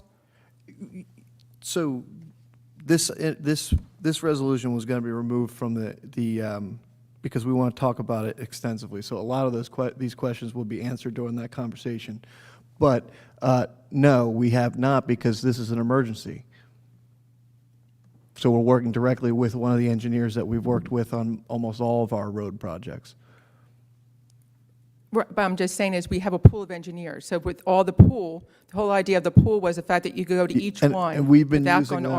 RFP. We've been using them on everything for any of our bidding. We've done a lot of bidding, but this is an emergency, so we couldn't use it. Well, actually, we haven't done any bidding besides giving it to de Blaso, is what we have done. We haven't gone out, we've given them every road project for the last year or more without going out to bid. All of them have gotten multiple quotes. Actually, Stacy, the one that's being done on the other side of Pittsburgh, going into the Right. Coast Guard base, was actually to Landberg, I think, was the one, if I'm. I think you misunderstood. I'm talking about engineering services. Vince Orlando. Oh, Vince Orlando. Well, the other thing with our pool of engineers is there are specific engineers for specific things, and that was partially the reason why we had that pool of engineers. Well, I So thought you it was have also to get a civil- different bid, so we could have competitive in one group. We got multiple quotes. Our engineering costs are down like a third of what they were, and just the cost itself doesn't tell the full story because we're getting a ton more done as well. So the costs are down, and we're getting more done. So it's this is an emergency, so we didn't have time to bid it out. And the reason we even found this was because council approved the INI study, which had been talked about for many years. They did the INI study, they went and took the video, they videotaped all the different streets throughout Cape May. They said, look, you got a problem on Lafayette Street. And now, until then, we as a council had not been told that. The administration had not been told that. In fact, we were told the opposite. And what's, of course, disappointing is the county, we've been trying to push to get done Lafayette Street for over 7 years. So it's disappointing that this wasn't discovered previously to get it done. However, because we did the videoing and looked at this at a good time, of course, we would have loved to a few years ago, but they have caught the problem, we've identified the problem, and we know, working with the county, that we have to get the sewer pipe in the ground so that we don't affect their work schedule. So we want to make sure that we get the sewer pipe in the ground before the county's ready to work on the main part of Lafayette Street in the fall. So that, yes, it puts us under a time crunch, but they went out, they worked with 2 different engineers. They solicited multiple bids from different pipe companies, like street companies, really, but, and have presented us with the lowest one. And again, we kind of wanted to talk about this separately as a resolution, but I think it's not a perfect situation. There's no way to put it, but do we want the county to go pave that road now without doing the pipe work? No. So it's not a perfect situation, but they also did look at the cost of pipe, okay? It's a kind of an average per linear foot to install a sewer pipe. The quotes that we received were all within that average, if not almost a little low. So it's a ton of money. None of us want to spend $2 million on something most people will never see again in their lives. It'll just be under the street. But, I mean, you know how important this is that we get it done, and we have to get it done quickly. And this is located at the beginning of Lafayette Street as you come into town? This would be basically from Sydney, if not further. It goes the whole length. This would go from the little bridge, coming into town, all the way to Colliers. Okay. So, and that's why it's almost $2 million. Right. So not ideal, No. again, but I think that we've all, we've looked at this and basically have said that this needs to be done, and it needs to be done in advance of allowing the county to move forward. And certainly, we don't want to do it in the reverse. So we can't allow the county to continue to do that work and then have to rip it all up, have to do this project, and then repave it ourselves. The cost would be that, even more so. So obviously, in the standard practices, this is an extraordinary circumstance, and we've all discussed it and taken a look at it and basically have said, yeah, would we want to do this right now when we were moving forward with Lafayette? No, but this is of such a condition that it needs to be done. Wasn't one of the conditions of the request for proposals that you're ready to do the work now? And we only had so many people that could, well, two people could do the work now, immediately. My other question is related to the budget introduction question. The local finance board had a deadline of February 27th for the council to be presented the budget. And I noticed that you just got presented the budget today, so that was almost 4 weeks. In the past, the council was presented the budget, and then the council could make changes what they want before they approved it. So I see how tonight you got presented, and then it got approved all in one night. And I kind of don't understand why council wasn't presented the budget at an earlier session. So from being a new member here, we all got the books, and I'm just going to talk from my own experience. I had that over the weekend to go through. I reviewed all of my questions, wrote out all of my notes, met with the city manager and the deputy city manager and the CFO yesterday afternoon. We went through everything, discussed, where my questions were, my areas of concern. So I was satisfied at sitting at the table tonight that I had a full understanding of the revenue, the operating expenses, the salary and wages, which really make up about 95% of what we're talking about, and felt confident that I was in agreement with what had been decided upon and what was put into the budget, and understood where the sort of the boots and takes were, and some of the adjustments that needed to be made before we got to it, with the goal that we would not increase the tax base. And that was achieved with, the robust additional revenue that was mentioned earlier from the room occupancy tax, parking meters, which, all relates to the core business of Cape May, which is tourism. So I felt comfortable and confident that I had the ability to go through this, and as a new council member and learning the financials in a different way than I have in my professional experience, felt fully equipped to make a decision. And I just say that to you, Stacy, just, for my own edification to you, to say, I didn't have any questions. I, didn't feel that I was rushed into this. I had the time to go through it and get what I felt were the questions answered. Right. I mean, it's always nice when the budget is presented and council gets to talk as a group on what they like and dislike. And I feel like that really didn't happen tonight. Thank you. Thank you. And just, Stacy, one thing for you, too. You really pushed for that I&I study, and I appreciate that, because we wish that it would have happened a little earlier. But it's happening, and I think it's bearing fruit already, although albeit a little late. Okay. Any other comments on the resolutions only this evening? Seeing none, we can close public comment on the resolutions. I think we've already said that we're going to pull 113, right? 113, and we might as well pull 109 on that as well. Whoa. We passed the budget, I guess the electric bill got paid. We just paid the electric bill. Yeah. Okay. Okay. So we'll pull 113, 109. Anything else, council? Sorry, I'm not on. Can I pull 99, please? 99. Yep. Anything else, council? Excuse me, I like 102, 103, and 105. Okay. And for the clerk's knowledge, I'm going to abstain to the council, February 7th meetings. I had COVID then. Okay. Okay, on the consent agenda tonight for minutes, we have Cape May City Council special meeting minutes dated February 7th, 2023. Cape May City Council closed session meeting minutes dated February 7th, 2023. Cape May City Council work session meeting minutes dated February 7th, 2023. Cape May City Council regular meeting minutes dated February 21st, 2023.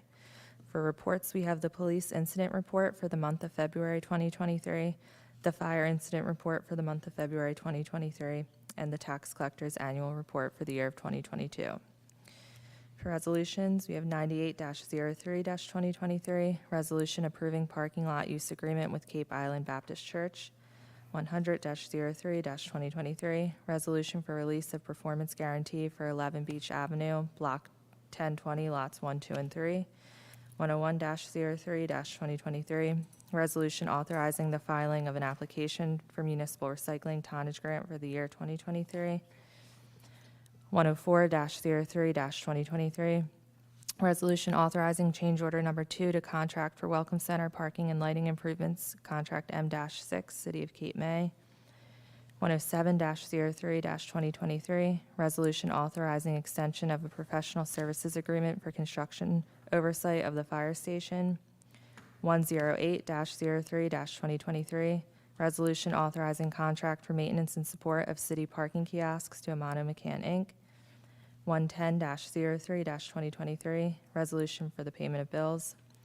111-03-2023, resolution for a grant for the Cape May Beach Safety Committee and Cape May Beach Patrol Education Outreach Program.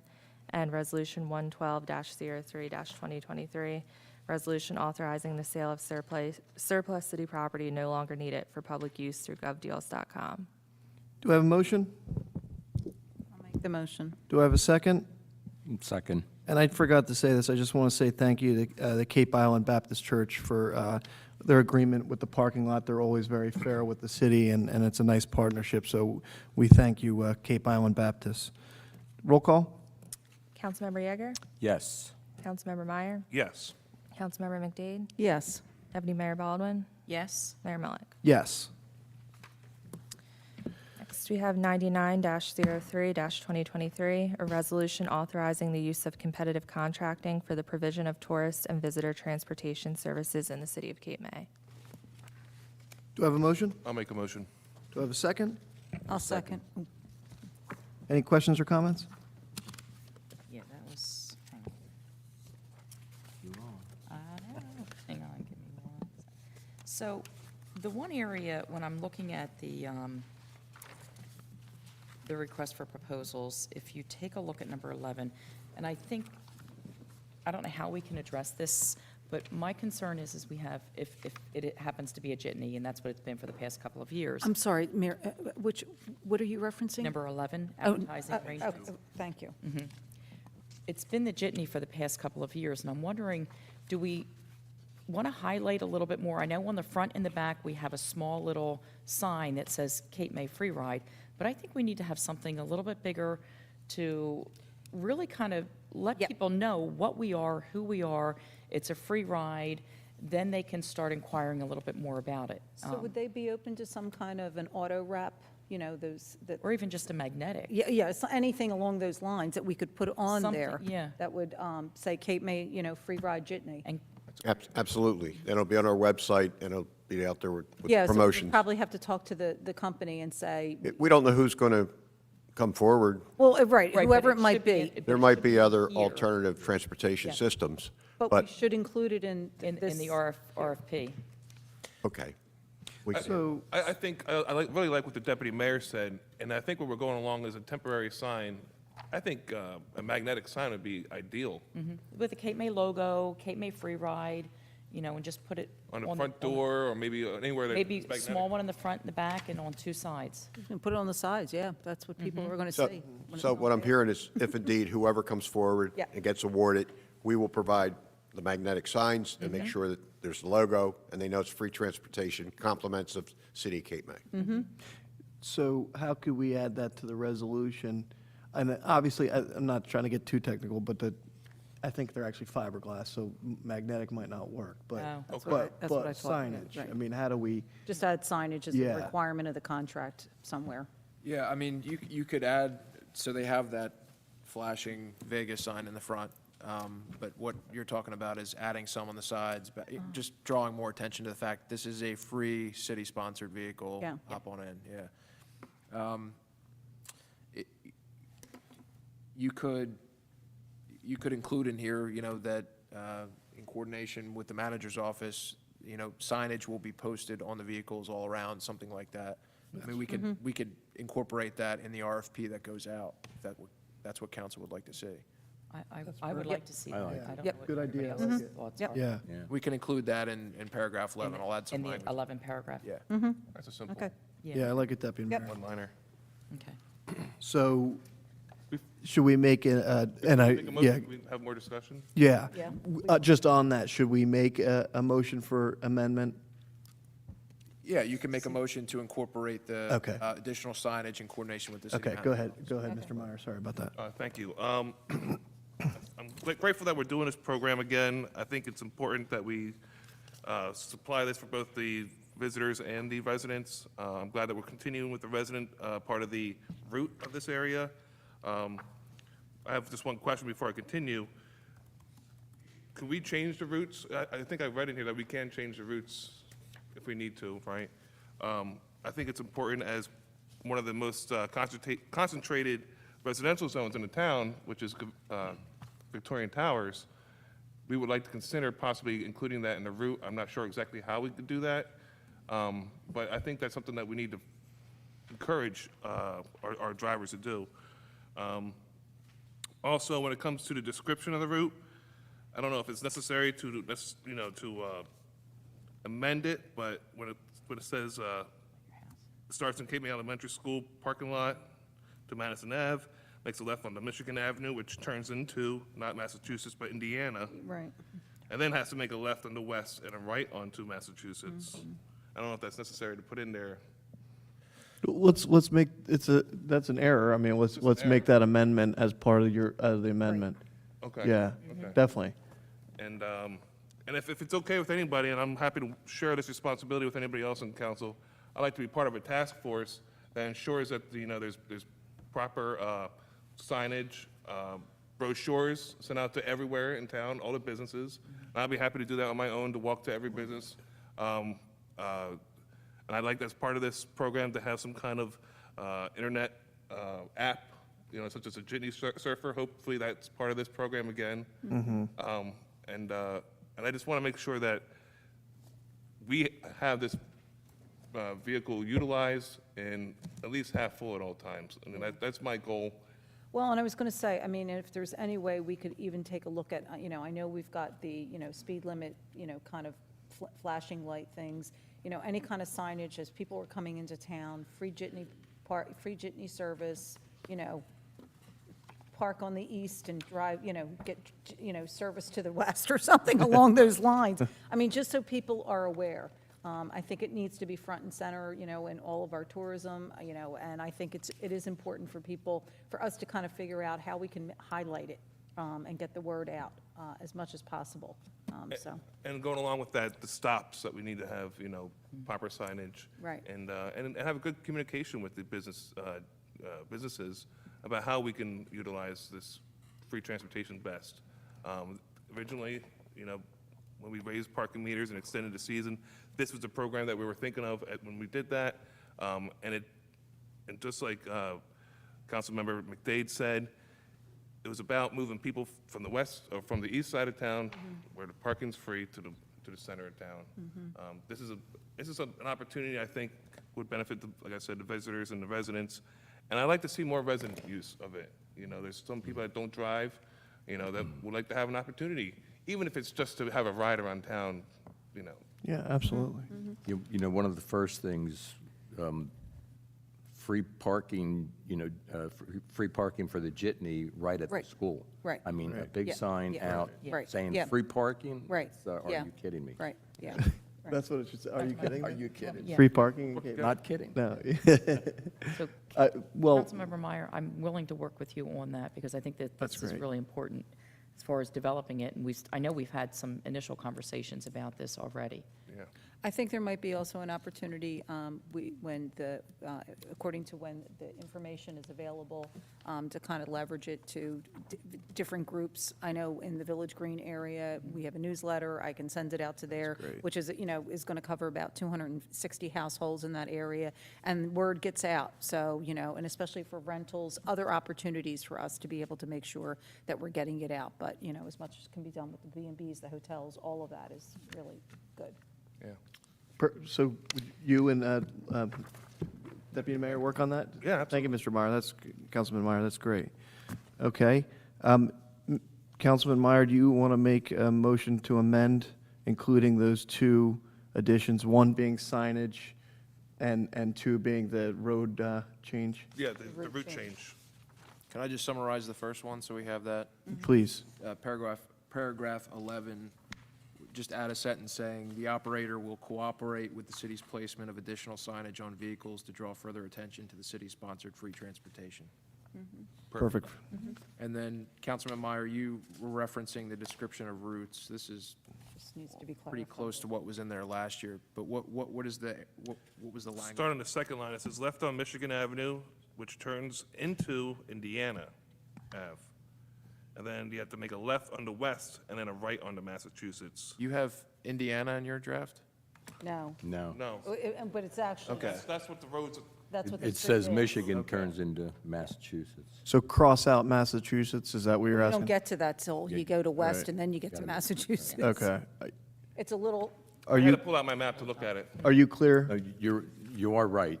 Michigan turns into Indiana. You have to make a left on west Then and a an right immediate on right on, to sorry, Massachusetts. immediate It's right on like to this. Massachusetts. Right. yeah. Yeah. If you live back there, you know it, but Do we want the vehicle to go down Indy Avenue Indiana Avenue, is It that? it has to be has able to to. get to Okay. Texas. Right. All right, Unless it so goes all the way out to all we have to Lafayette, change which is doesn't serve it. Massachusetts to Indiana then. And then left on the west, and then right onto Massachusetts. It's literally a half a block. It's like one house. If you look at the map, you'll see what we're talking about.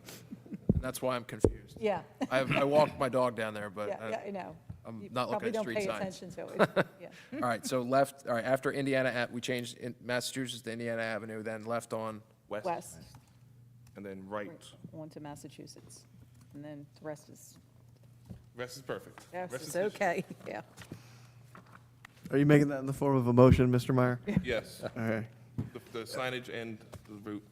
Do I have a second to Mr. Meyer's motion? I second. Councilman Meyer, thank you.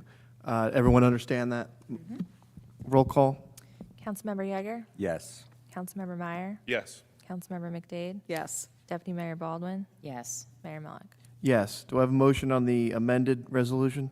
I make that motion. I'll Second. second. Either or.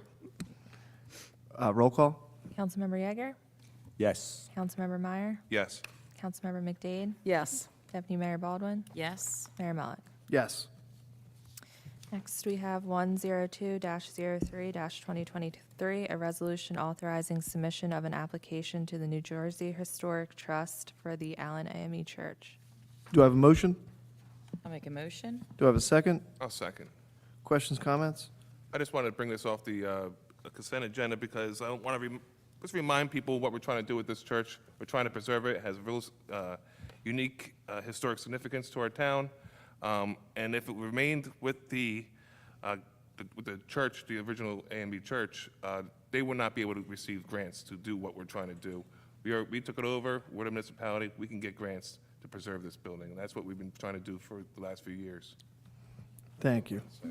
And they did just complete the windows through our county grant. We are going to the county again in, I think, April. Is that right?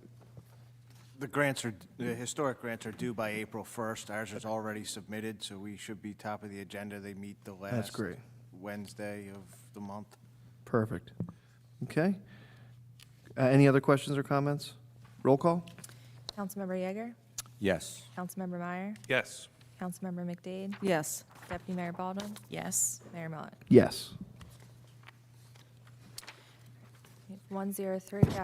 103-03-2023, resolution authorizing change order to contract for public announcement system along the beach strand. Do I have a motion? I'll make a motion. Do I have a second? I'll second. Any questions or comments, council? I have a comment, and that's why I brought it off. This is fantastic. You know, this is all moving forward. It's been years we've been trying to do this. It's fantastic that this system can be used to play the national anthem, you know, announce that there's no bikes on the promenade, et cetera.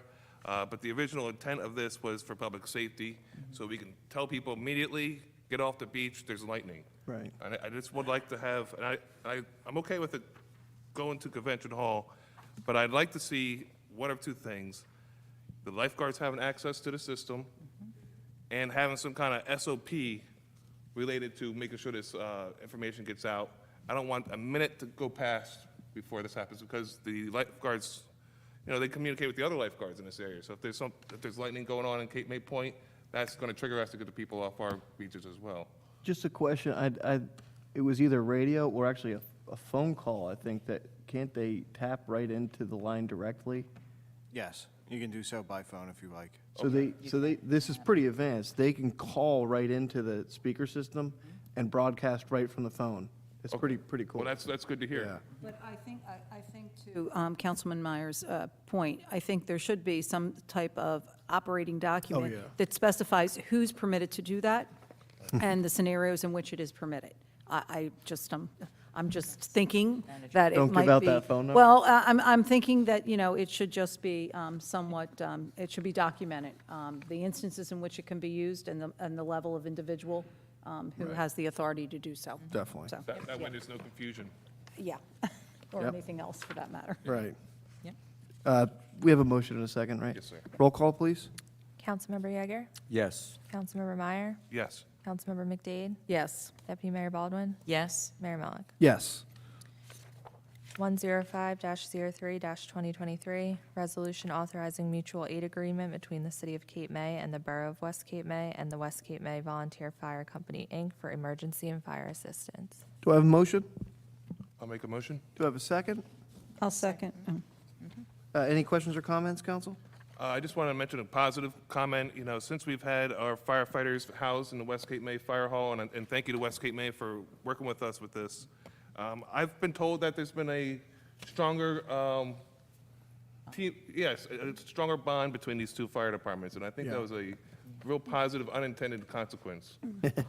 Really, really cool. And this is a product of that, really. This mutual aid agreement is great. If I may, Mayor, just to add to that discussion and echo Councilman Meyer's comments, this was a request from our fire department and welcomed by West Cape May and the West Cape May Volunteer Fire Department. They are working well together, and they wanted to formalize that in some way. And just to point out that this has been reviewed by our JIF Risk Management, and comments have been incorporated, and it reflects a lot of the mutual aid agreements that you see out there, but specifically this one because these two units appear to be working very well together, so. Great. Roll call? Councilmember Yeager? Yes. Councilmember Meyer? Yes. Councilmember McDade? Yes. Deputy Mayor Baldwin? Yes. Mayor Mullet? Yes. 109-03-2023, resolution authorizing contract for emergent repairs to Lafayette Street sewer main. Do I have a motion? I'll make the motion. Do I have a second? I'll second. Deputy Manager, would you be able to give us just a quick update? Obviously, we talked about this a little bit, but could you go over a little more in depth, I guess? Well, what we found through the I&I study that was going on is the pipe underneath Lafayette Street is in either broken, dipping, all sorts of issues along there, and it's actually visible from the road. If you walk out there, you see a lot of the indentation where the pipe is starting to collapse. We found this out before the county started putting asphalt down, which is a good thing. However, they do have a schedule, and they intend to keep it. So if we are to replace this pipe, we need to move quickly. The county has given us a date of November 1st that they want all of this completed by. That's on both phases, Phase 1 and Phase 2, which takes us all the way to Sydney. It's quite an undertaking. It needs to start yesterday. So we got prices. We were able to find the cheapest price. I've done projects with Perna Finnegan in the past. They're a very good contractor. They do a lot of this type of emergency work. There is some extra cost in mobilizing and demobilizing over the course of the summer, slight. I mean, mostly what you're looking at is almost a mile of pipe going in the ground, and likely in some sections having to be moved over. So you're talking about a larger trench. You will see one of the larger expenses in this is the fill that the county requires go back in. So if you have a larger trench, more fill, more expense. So this is almost like a not to exceed number. It is our worst case scenario. We'll work on with the contractor to bring that number down as we move forward. How do we anticipate flow of traffic and movement during this time? I mean, I'm not sure you've had a chance to go through all of that, but. In the school. Well, yeah, the school, but I mean, Yeah. Lafayette Street. We'll work through there is some traffic control built into the contract, and we will have a meeting if the contract is approved to discuss how we move forward. You know, the contractor will have to give us some of his timeline and what he expects.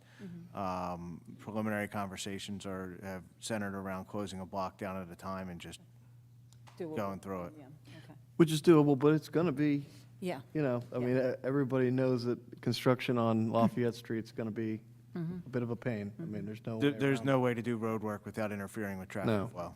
it. Right. Any other questions, comments? I just want to say, this isn't how you want to do things. You want to do things in a very planned manner, and frankly, I compliment, typically that is what's done. We've bid things out, we have like a lot of the roads that we've done in the city, Pennsylvania Avenue just at least got its rough first coat finally finished. Many of you know Pennsylvania Avenue was going to be done one block every year. Now we have it, what, 4 or 5 this year? Three and a half if we include down I call it to 4. Michigan. Okay, you can call it 4. Take credit.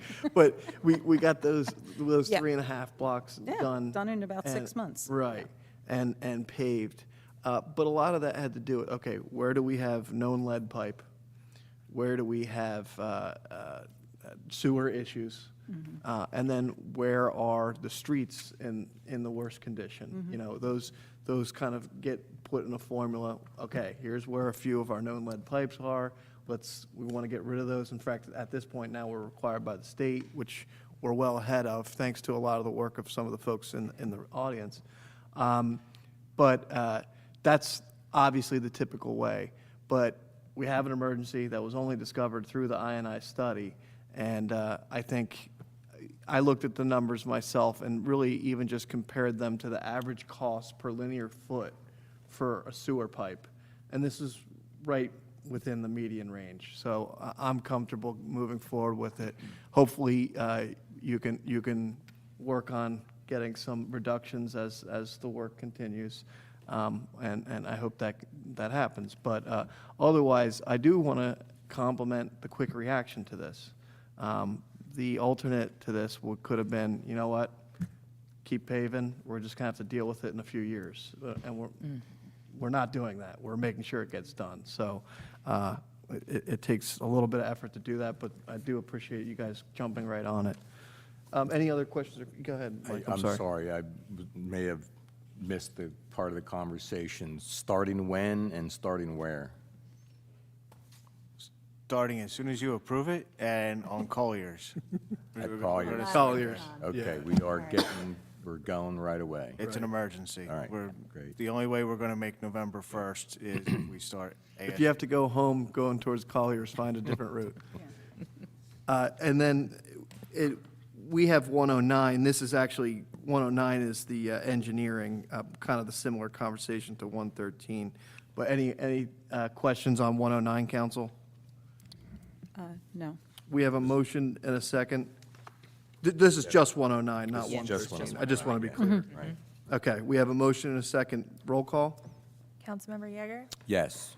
Councilmember Meyer, Yes. Councilmember McDade, Yes. Deputy Mayor Baldwin, Yes. Mayor Mellick. Yes. Now, do I have a motion on 113? I'll make the motion. Do I have a second? I'll second. Any questions or comments? Roll call? Councilmember Yeager, Yes. Councilmember Meyer, Yes. Councilmember McDade, Yes. Deputy Mayor Baldwin, Yes. Mayor Mellick. Yes.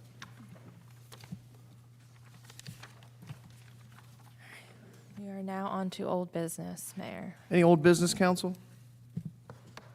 No? Just a reminder to everyone that the Blessing of the Waters is next Saturday, April 1st at 11 o'clock. And thank you to Stacy for taking the lead and helping getting that organized on behalf of the city. Thank you. Okay, city solicitor, any new business? Nothing tonight, Mayor. Thank you. City manager? Just a brief, because I gave the budget address, just want to give you an update on some of the things that I've been working on. As you know, Lou and I meet with the Franklin Street School meeting, ongoing. Triad about the water plant funding. We met with the Garden Club, dealing with some of the issues that they want to bring forward this season. Street and sewer review meeting.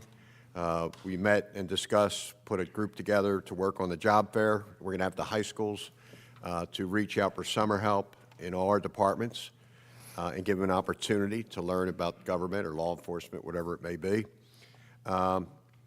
We also discussed in-house the Employee of the Month program that I want to bring forward real soon, and worked with solicitor on the, make sure we do it the proper way.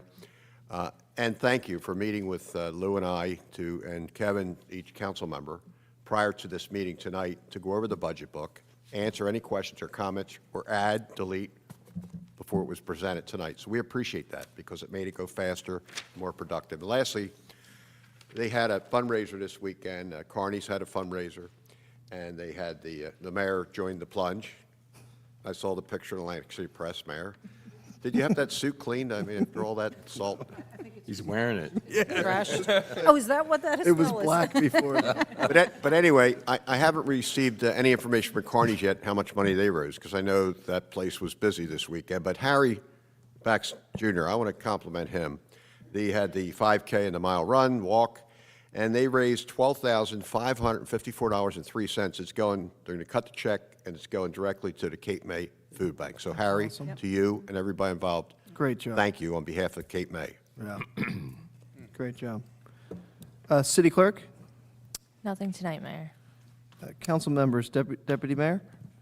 Yeah, the only thing I want to highlight, since you talked about the food closet, which was another wonderful thing, but I also want to compliment Tom Mivecki, who is a local teacher here at the school. He's the one that wrote that grant as part of the Beach Safety Committee, along with Harry Back and Christine DiDonato. The two of them worked on that. So it really goes into educating the students, providing the, I guess, the cooperative, working with the lifeguards, working with the school, and bringing forth the curriculum, and talking about beach safety. So I want to thank them. Thank you, Deputy for Mayor. approving that. Yeah, very cool. Councilmember McDade? I just want to mention that Councilmember Yeager and I, we are pretty close to having the pamphlet ready for the low-speed vehicle. Thanks, shout out to Casey Radigan, who did a great job helping us with graphics. We've got it out to 2 vendors to get quotes for the printing of it, and then a work plan that we're going to put forth, starting with the Bicycle and Pedestrian Advisory Committee, just getting them to take a look at it and sort of give us an eyes on, and then we'll go from there. And we'll be sharing that hopefully with council at the next meeting. Thank you. Great, thank you. Councilmember Meyer? Yes, thank you, Mayor. I just wanted to quickly congratulate the Beach Safety Committee on what they're doing in educating the kids. I saw what's involved in this resolution, and it sounds like a lot of fun for them. I'd also like to bring up, I was talking to the Deputy City Manager a little bit ago about the fence at the Welcome Center. We're trying to move that along as fast as possible. We are moving along. And I've also mentioned to the City Manager and as well as others about, just some minor, what would I call it, cosmetic stuff that we should do to the Welcome Center to get us ready for the summer season. The other thing I want to bring up is the Cape Hart Lane. I still want to continue with this. My ultimate goal would be, I think with some of the neighbors over there, would be to have that road continue out onto North Street the way it used to when I was a kid. And the things that we need to figure out is, were those lots ever owned by the city? How do those lots transfer from public to private? How much did it cost, and who was involved? And when did it happen? And I think, and my comment next is going to be subjected to negotiations and things like that. But ideally, this area, there's potential for giant houses to move in this area. And this area has, the neighborhood has giant houses. I think this would be an opportunity for the city to possibly look into some low-income houses, because some of these lots are landlocked. And I'm just putting it out there. If we were to do that, it would minimize the impact on that street, which is just going to continue to exacerbate the situation. That being said, there's things that we have to, some ducks that we need to get in a row first, but I just want everybody to know what I'm thinking. Great, okay, perfect, thank you, Mr. Meyer. Okay, and Councilman Yeager? I just want to, no new business, but I do want to also thank the deputy mayor, the city manager, the deputy city manager, and our CFO, our new CFO, for a very nice session working on this budget. You guys did a great job. Kevin, our new CFO, fantastic job, I think, coming in here cold and getting this done in the time that you got it done. All you folks did excellent work, and I have to thank Leon. Too bad he's not here, but I think Leon deserves a lot of credit as well for pulling this budget together, so great job. Yeah, Are you finished? Yes. I'd echo those same comments. I mean, Kevin, you really, especially jumping into a new job and having probably the hardest part of your new job right away. So we appreciate it. You did a really nice job. It's a cakewalk from here. And Mr. Vole and Mr. Blasco, you both did a very great job with Leon, and all very, very good. And our department heads as well, who did a very nice job working with everyone. We appreciate that. Just a quick heads up, bidding for next council meeting, we probably will have 3 different bids coming up. So just Convention Hall facade. Everybody's obviously, you've seen where it's falling apart on the front facade there. So I know the city manager and deputy city manager are working to put together a bid to redo that facade on the front of Convention Hall. And that's for the public as well. Yes, we see that it's falling apart on the front, and yes, we are looking to fix it. Then the electric vehicle charging stations will be coming back to city council based on, we of course had that under state contract, but I think the smart decision was made by council to bid that out and see what other things that bid will come hopefully by next council meeting. And then the other one is the bathrooms behind the beach tag station that the deputy mayor has been working on a lot with the architect, basically ready for bidding now. So hopefully we'll have that ready for next council meeting. Obviously, we'll have to see what that comes in with, but hey, put it out the bid, see what it comes in, and hopefully we can get some bathrooms in there as quickly as possible. Okay? And get rid of the trailer. Thank you. You can turn on your microphone and get rid of the trailer. With that, we open it up to public comment. Anyone wishing to speak, please come to the microphone, state your name and address for the record. Stacy Shan, 928 Columbia Avenue. You were mentioning going out to bid Convention Hall. I just wanted to bring up to council the HVAC, which is an issue we've had for years. It's been over 10 years old, and it's probably should have been replaced a couple years ago. Just bringing that up. They are soliciting bids for that, right? Yeah, we received some bids on that, and we'll be bringing it forthcoming in the capital budget. It's going to be very expensive. It's 11 years old, but I know, but we put a lot out yeah. in repairs every year. My next question is for the budget. Are there any new positions going into this budget? Yes, there's 3 or 4 new positions, some in Public Works, in the Police Department, and in the court. And then my next comment has to do with the enterprise leasing presentation you had today. I just want to make sure I understood this correctly. The 77 vehicles, does that include like our fire trucks and ambulance? No? It sounded like, to me, it was just vehicles and did not include, he specifically mentioned that it did not, oh, I'm sorry, thanks. He specifically mentioned it did not include things like fire trucks and ambulance Well, in his commentary. I thought he said that, but then he said, you know, you spent $1 million. That was for an ambulance. So I didn't know if he was including that in the price. I just want to make sure when you look at the figures, you're looking at the figures for what they are and not for, I didn't see any. No, I agree, and to be honest with you, I think he said no vehicles in '22 and '23. I don't know if that's exactly true. They were offset, what he was meaning.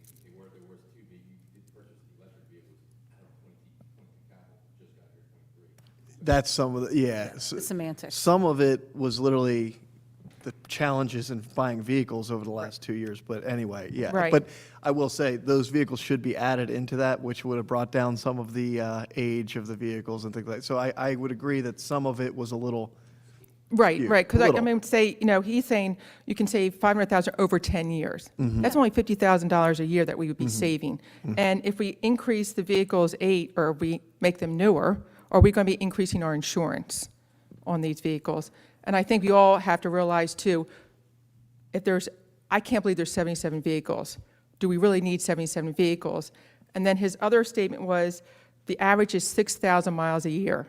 Well, at 6,000 miles a year, a lot of those vehicles are only driven 3 months out of the year. And maybe they should be over 10 years old if they're only driven 3 months out of the year. I agree with that. And that, you know, they shouldn't be a leased vehicle when we're not even driving them most of the year.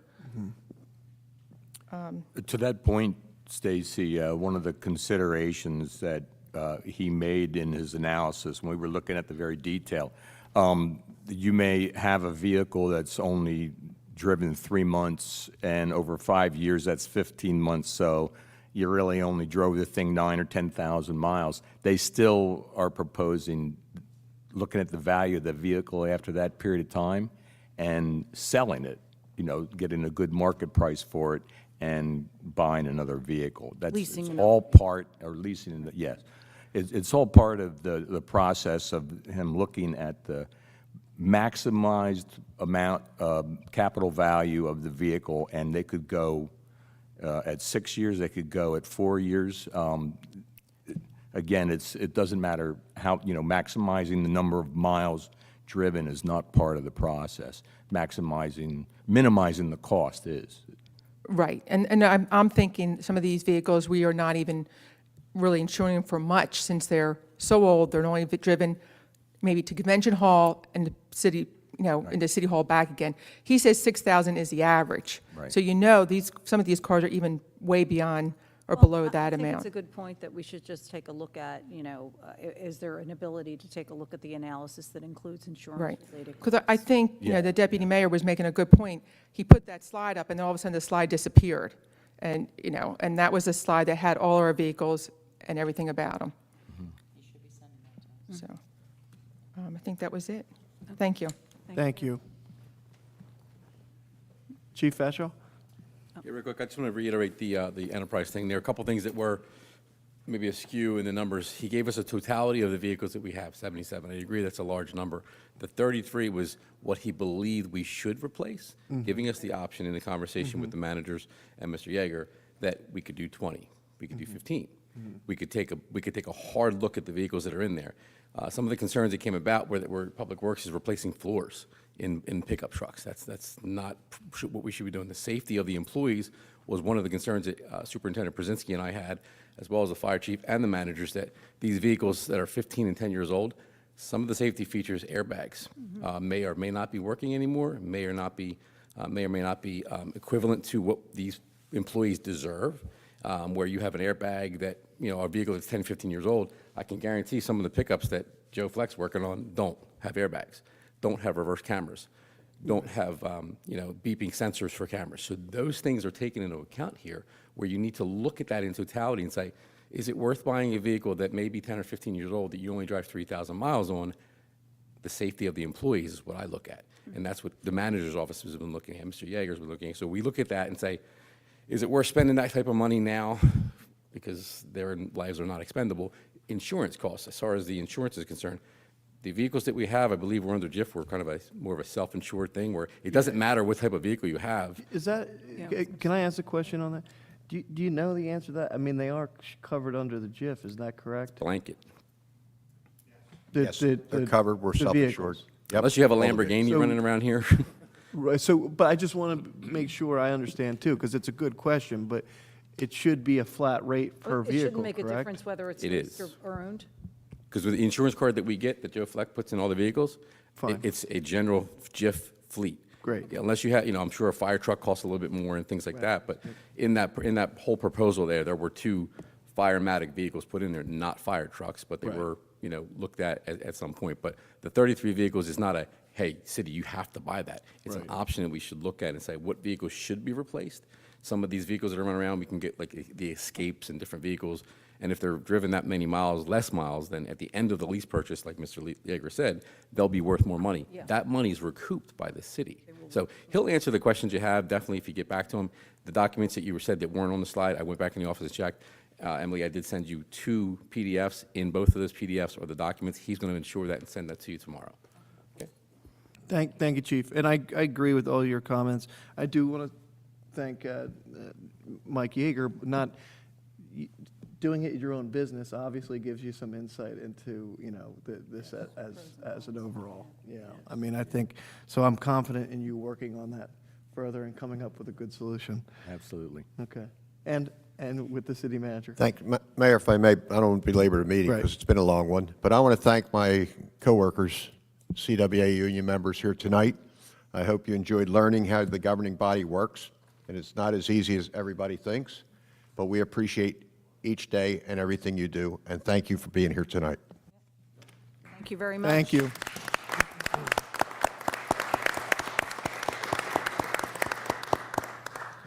Any other questions or comments this evening? Thank you. Thank you. Hi, I'm Roz Johnson, 826 Lafayette Street. My purpose in speaking this evening is to express the importance and necessity of an item that Shane brought up at the March 17th meeting, and that was creating a scheduled town meeting 2 times a fiscal year. I'd like to explain how I've come to this conclusion. It said that if you want to have a voice and to make a change, you need to start at your local level. So I began attending monthly city council meetings, checking the agenda on Fridays before the meeting so I could be informed, reading the Star and Wave, attending the city council candidate debate, all in an attempt to make a connection between myself and my local government. And this is what I've come away with. The city council format of voting on ordinances and resolutions, standing committee reports, are necessary for the daily safety and running of Cape May, and I thank you all for that, as well as providing the public an opportunity to express concerns about real-time situations that affect them. But the city council meetings are not the format where I can clearly understand what is going on in my city before it happens. Even though I attend multiple meetings a year, I might miss the one initial inaugural meeting where an important project is introduced, and it's hard to catch up after that. During my year's attendance at meetings, a reoccurring theme of residents seemed to be, I love my city of Cape May, but it's changing so fast. How did this happen?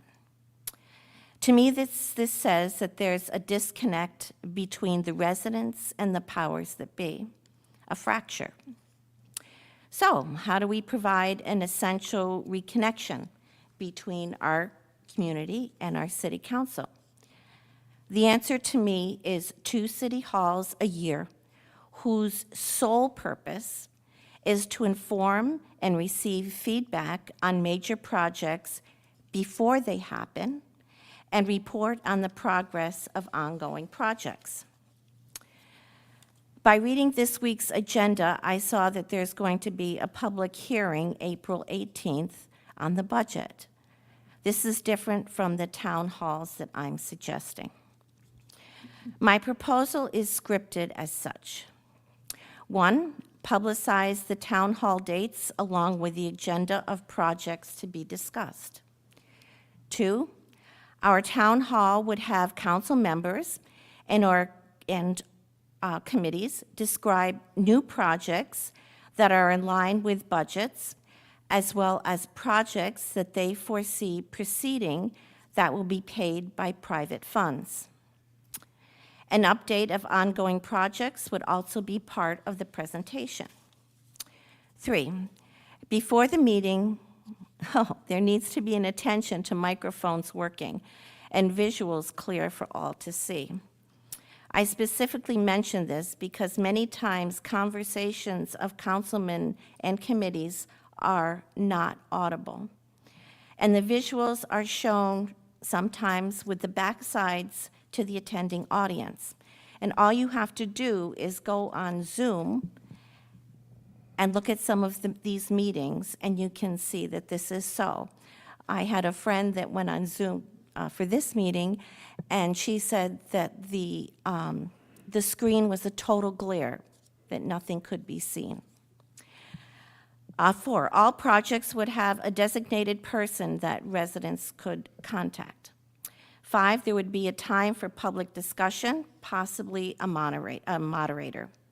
And 6, detailed notes of meetings are to be taken and then publicized. Now, this proposal may seem uncomfortable, but with 2 town halls a year, there shouldn't be any major surprises to the public.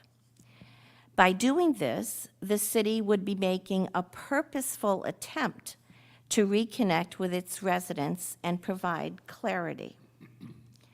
Mr. Mayor, you've expressed, and I quote, "It's pretty crazy how little vision some people have." I'm asking if, as a city council, you truly want people to embrace a vision. We need to provide a better way to communicate about projects with clarity. And this is the main thing I'm looking for, clarity. I believe that planning 2 town halls a year might greatly help with this intention. If you need help planning or executing this proposal, I'm volunteering my help. I'm hoping to hear the results of discussion that you might have on this proposal, possibly by next city council meeting if possible. Thank you. Any thoughts? Not right now, right? Well, Raina, I think your point came across very clearly. Okay. So I'm in support of that. All right, thank you very much. Okay. Anyone else?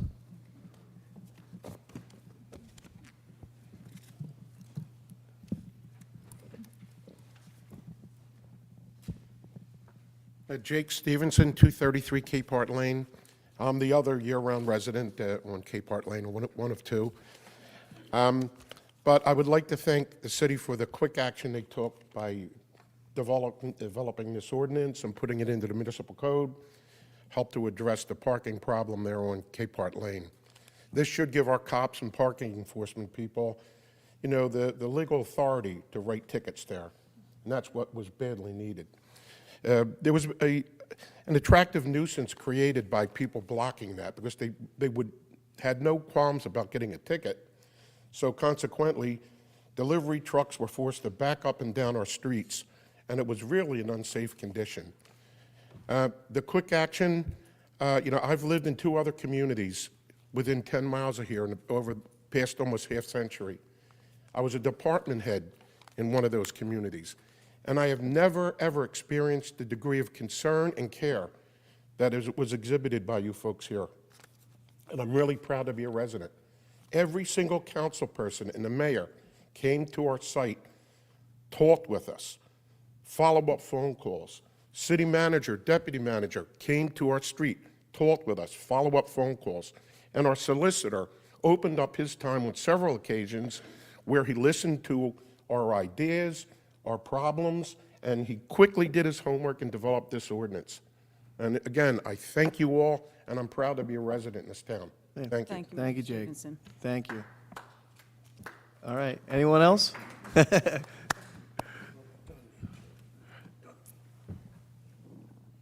Martin Van Walsum, 329 Congress Street. I guess I should have gone before Jake because he just made a pretty impassioned plea. I, too, want to thank the mayor and council and city solicitor and the administration for their very prompt action to the situation on Cape Art Lane. For those that you don't know, my house is on the corner of Claghorn and Congress Street. Currently, there is a single sign that says no outlet. I can't figure out the element of human nature that causes people to ignore it. But generally, whenever I'm doing yard work, I do see a parade of people, the 4-passenger bicycles, because they think there's an outlet there. I would believe that the best alternative from all the neighbors' perspective is to at least increase the signage with some immediacy to make it clear that there is no outlet to North Street, which is what most people think is happening there. I think something even like restricted access, private access only, or something along those lines, if that could be considered. And even where we've, tonight, where we passed the ordinance that's included Cape Art Lane not to park in that L-shaped area, putting a sign there that says by city ordinance, no parking. I mean, I do just think it, you know, whatever we can do, having heard, and obviously just being on the site, you can see the complexity. We change the signage to dead end. As soon as you approach the road, dead end street. Right. You can't get I out, think dead end. something even more suggestive than that. Well, a dead end's a dead end, so You know, I'm, no getting around that one. it says no outlet very clearly on a very large Yeah, yellow well, some of these sign people don't for know what whatever that reason. means, but dead end they know. I don't know, private, I will not refer to our police force in the same colloquial way that Jake did, because I'm not a former police chief, but I encourage our police department to not wait 7 days to remove cars from there because of the hazard that it creates for people parking there. We have two very large homes going in at 219 North and 223 North. The garage at 219 North, which is a 7-bedroom house, I believe, it's a 2-car garage with no driveway. So I'm not quite sure where the rest of the cars are going to park. There is no driveway other than on Capehart Lane. So those cars that do park there have to be removed immediately for public safety. Can I ask a question on that, Martin? Because without this ordinance, they should be able to remove those vehicles, right? That area by easement is ingress and egress. Right. Ingress and egress does not mean I can park here. It means you can cross over to get to a public right-of-way. So even if we had passed it tonight, and it says 7 days, they could remove a vehicle basically immediately. because it's no longer, yeah. There's two different things we're talking about here. I said this at the last meeting, I don't think people can park there at all because it needs to be open for ingress and egress, that L shape. But what we did is we just firmed that up in the code book that, no, we don't want anybody parking there ever. So if there's a car parked there, it needs to be, they need to move it or they can get ticketed or towed. That's the way that this ordinance is going to function now. So Okay. it doesn't matter if you have a driveway that connects to that. This is for ingress and egress only. And that area actually can be restricted, the L-shaped, because it's not a public right-of-way. It's publicly owned property, and the city can dictate how people interact with it, so. Just so I'm clear, the ordinance tonight that we tabled shouldn't even affect that, No, right? They because should be the able to other take one- immediate action. Oh, yeah, Okay. that's a general, a minimum standard Yeah. across town. Yeah. What you did adopt on first reading is prohibiting parking at all times on that L shape. Right. So I would like to see if we could maybe do something in the signage in that L-shaped area that makes it very clear that it's completely restricted from parking, since it is city-owned property. Is that And- something that we could? Signage could have gone up after in 1990 when that easement was done. Okay. And we can do it today, we can do it Okay. tomorrow. Okay, I think whatever we can do as we approach the season, there are two very large homes that are being built there. There is a very large house there on the corner that is a large property rental, so I do, anticipate that, this, whatever we can do to not exacerbate this situation. I'll be talking to the sign shop tomorrow. Okay, thanks. Can I ask a question to the solicitor to clarify? When we say no parking, and what I'm talking about is the state code, or, it's the state law. Is stopping and standing considered parking? And where's the line between that? Well, the way that the motor vehicle code defines parking, it kind of indicates that nobody's getting in or out, or you're not unloading anything. So that's obviously turning off a car and leaving it, the car is parked. Now, if somebody is unloading temporarily, person or product, that is something that is referenced in the definition under the motor vehicle code. Well, what I'm saying is I don't want any of the contracts or architects or builders going back there with their pickup trucks and just letting it run for, a half hour while they're doing business because they can't find parking in the summertime. Whether the car is running or not is not determinative for me. I think if you some people leave their car out front of their house, parked, running. Are you actively unloading or loading is the defining factor for me. So if that truck has been parked there and it's not unloading anything anymore, it needs to be moved. But obviously, some common sense needs to be deployed in that people are going to need to access that area that have the ability to pursuant to easement rights. But if you don't have easement rights back there, that's just a city-owned lot and it's restricted. Today's reality is people already do park there in front of Jake's house, and that's without 219 North being completed, which is troublesome to all of us as neighbors. We have no idea if that is a rental property. We have no idea where the people that are going to be occupying that property are going to park. As far as pushing the street through, I don't know that that is the preferred solution for all of the neighbors on Claghorn, Capehart, and on Congress Street, because that would run through the backyards of people that are on Congress Street. Before we get to that stage, I hope there would be a full reach out to all the neighbors. I would like to see signage be the first attempt. A turnaround was mentioned. I've spoken with several of my neighbors. A turnaround, I think, is a pretty good idea if we can make that work in a logical way. I would say that the push-through is maybe the third alternative. I think we would prefer fewer cars be on Claghorn and Capehart, not more. Thank you. Thank you, Martin. Any other comments this evening? Motion to close? Motion to adjourn? Oh, pardon me, I'm sorry. Sorry.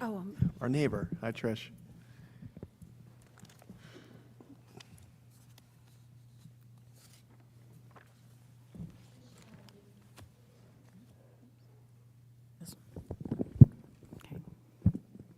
Trish Turnovy, 719, 721 Franklin Street.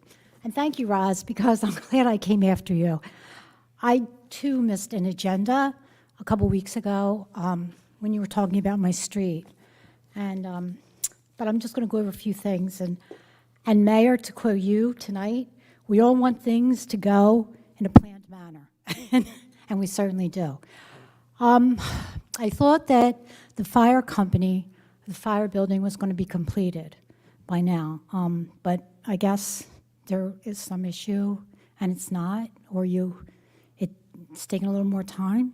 Well, we're hoping to be finished by the summer, which we're still on schedule for. Oh, okay, because I thought it was April, the end of March, actually, but I guess it was pushed back.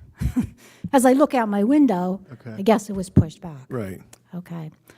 All right, so, but you have a date as some kind of a date that you can give me maybe when the firehouse will be completed? I couldn't give you one. I mean, the estimate is definitely by mid-June, but that's, By it's an mid-June. estimate, and Okay.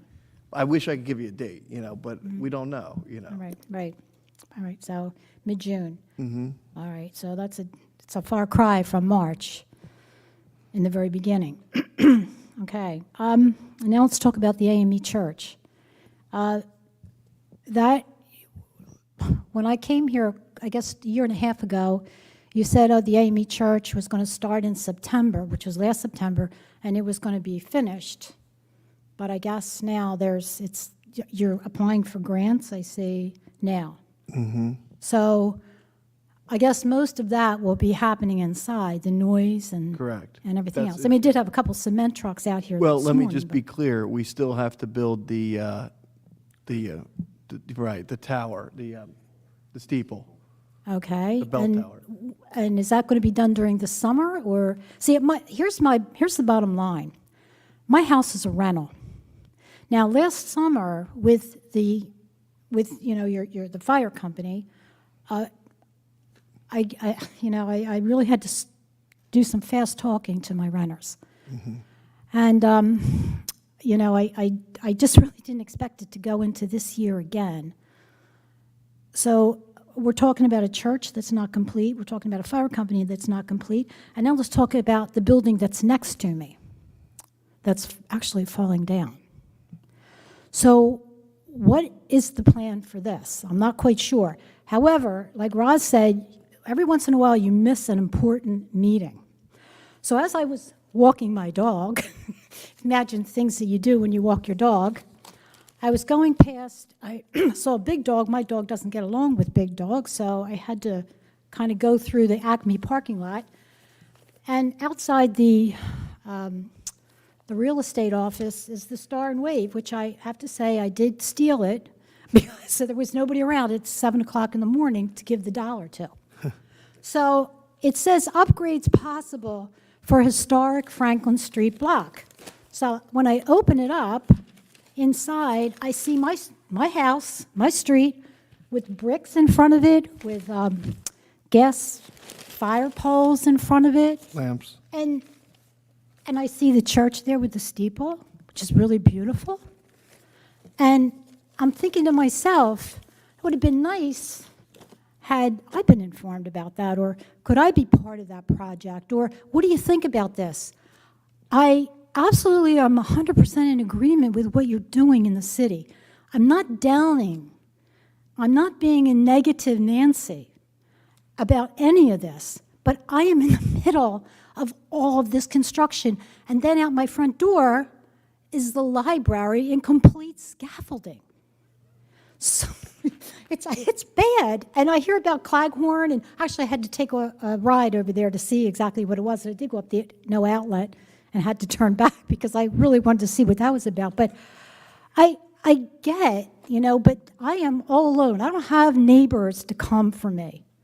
I have nobody there. It's me by myself in that building. I know that's my 5-minute warning. Oh, no, that's your text. But I just want to know, what's going to happen throughout the summer now? I have rentals all summer. If I may, Mayor, there's been issues with material for the firehouse.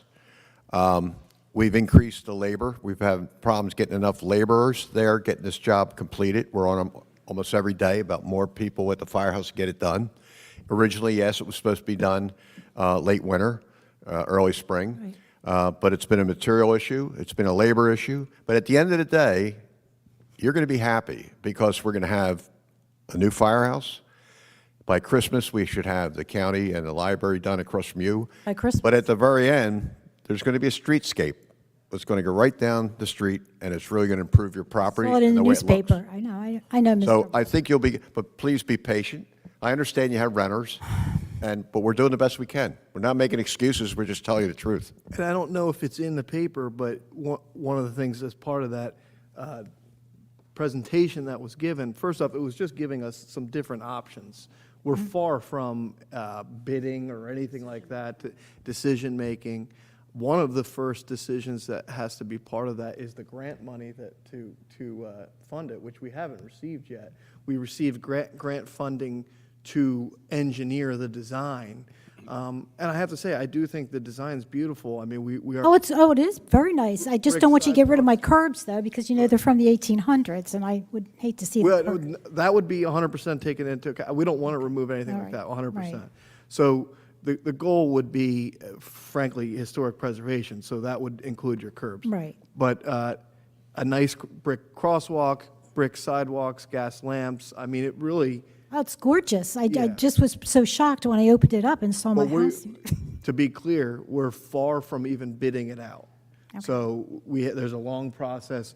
There'll be multiple other presentations.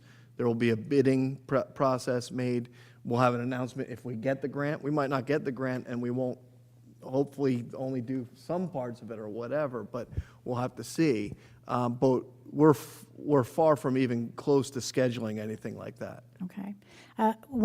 Something else I would like to also bring out and maybe point out to you is that you have an extended construction hour that you have put in the very beginning of the day, and they leave at 3 o'clock.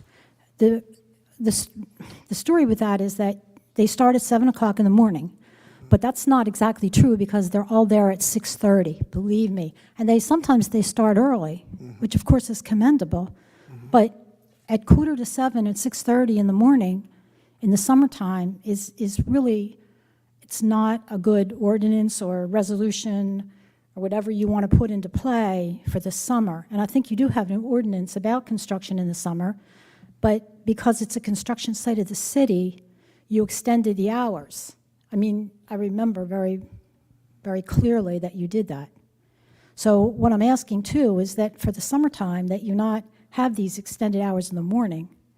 It's okay to do it past like 5 o'clock or 3 o'clock or 4, but in the morning, at 7 o'clock in the morning, believe me, they are working at quarter to 7. I mean, Well, we'll have to look at, for the summer to make sure that doesn't happen. I mean, that's not a problem.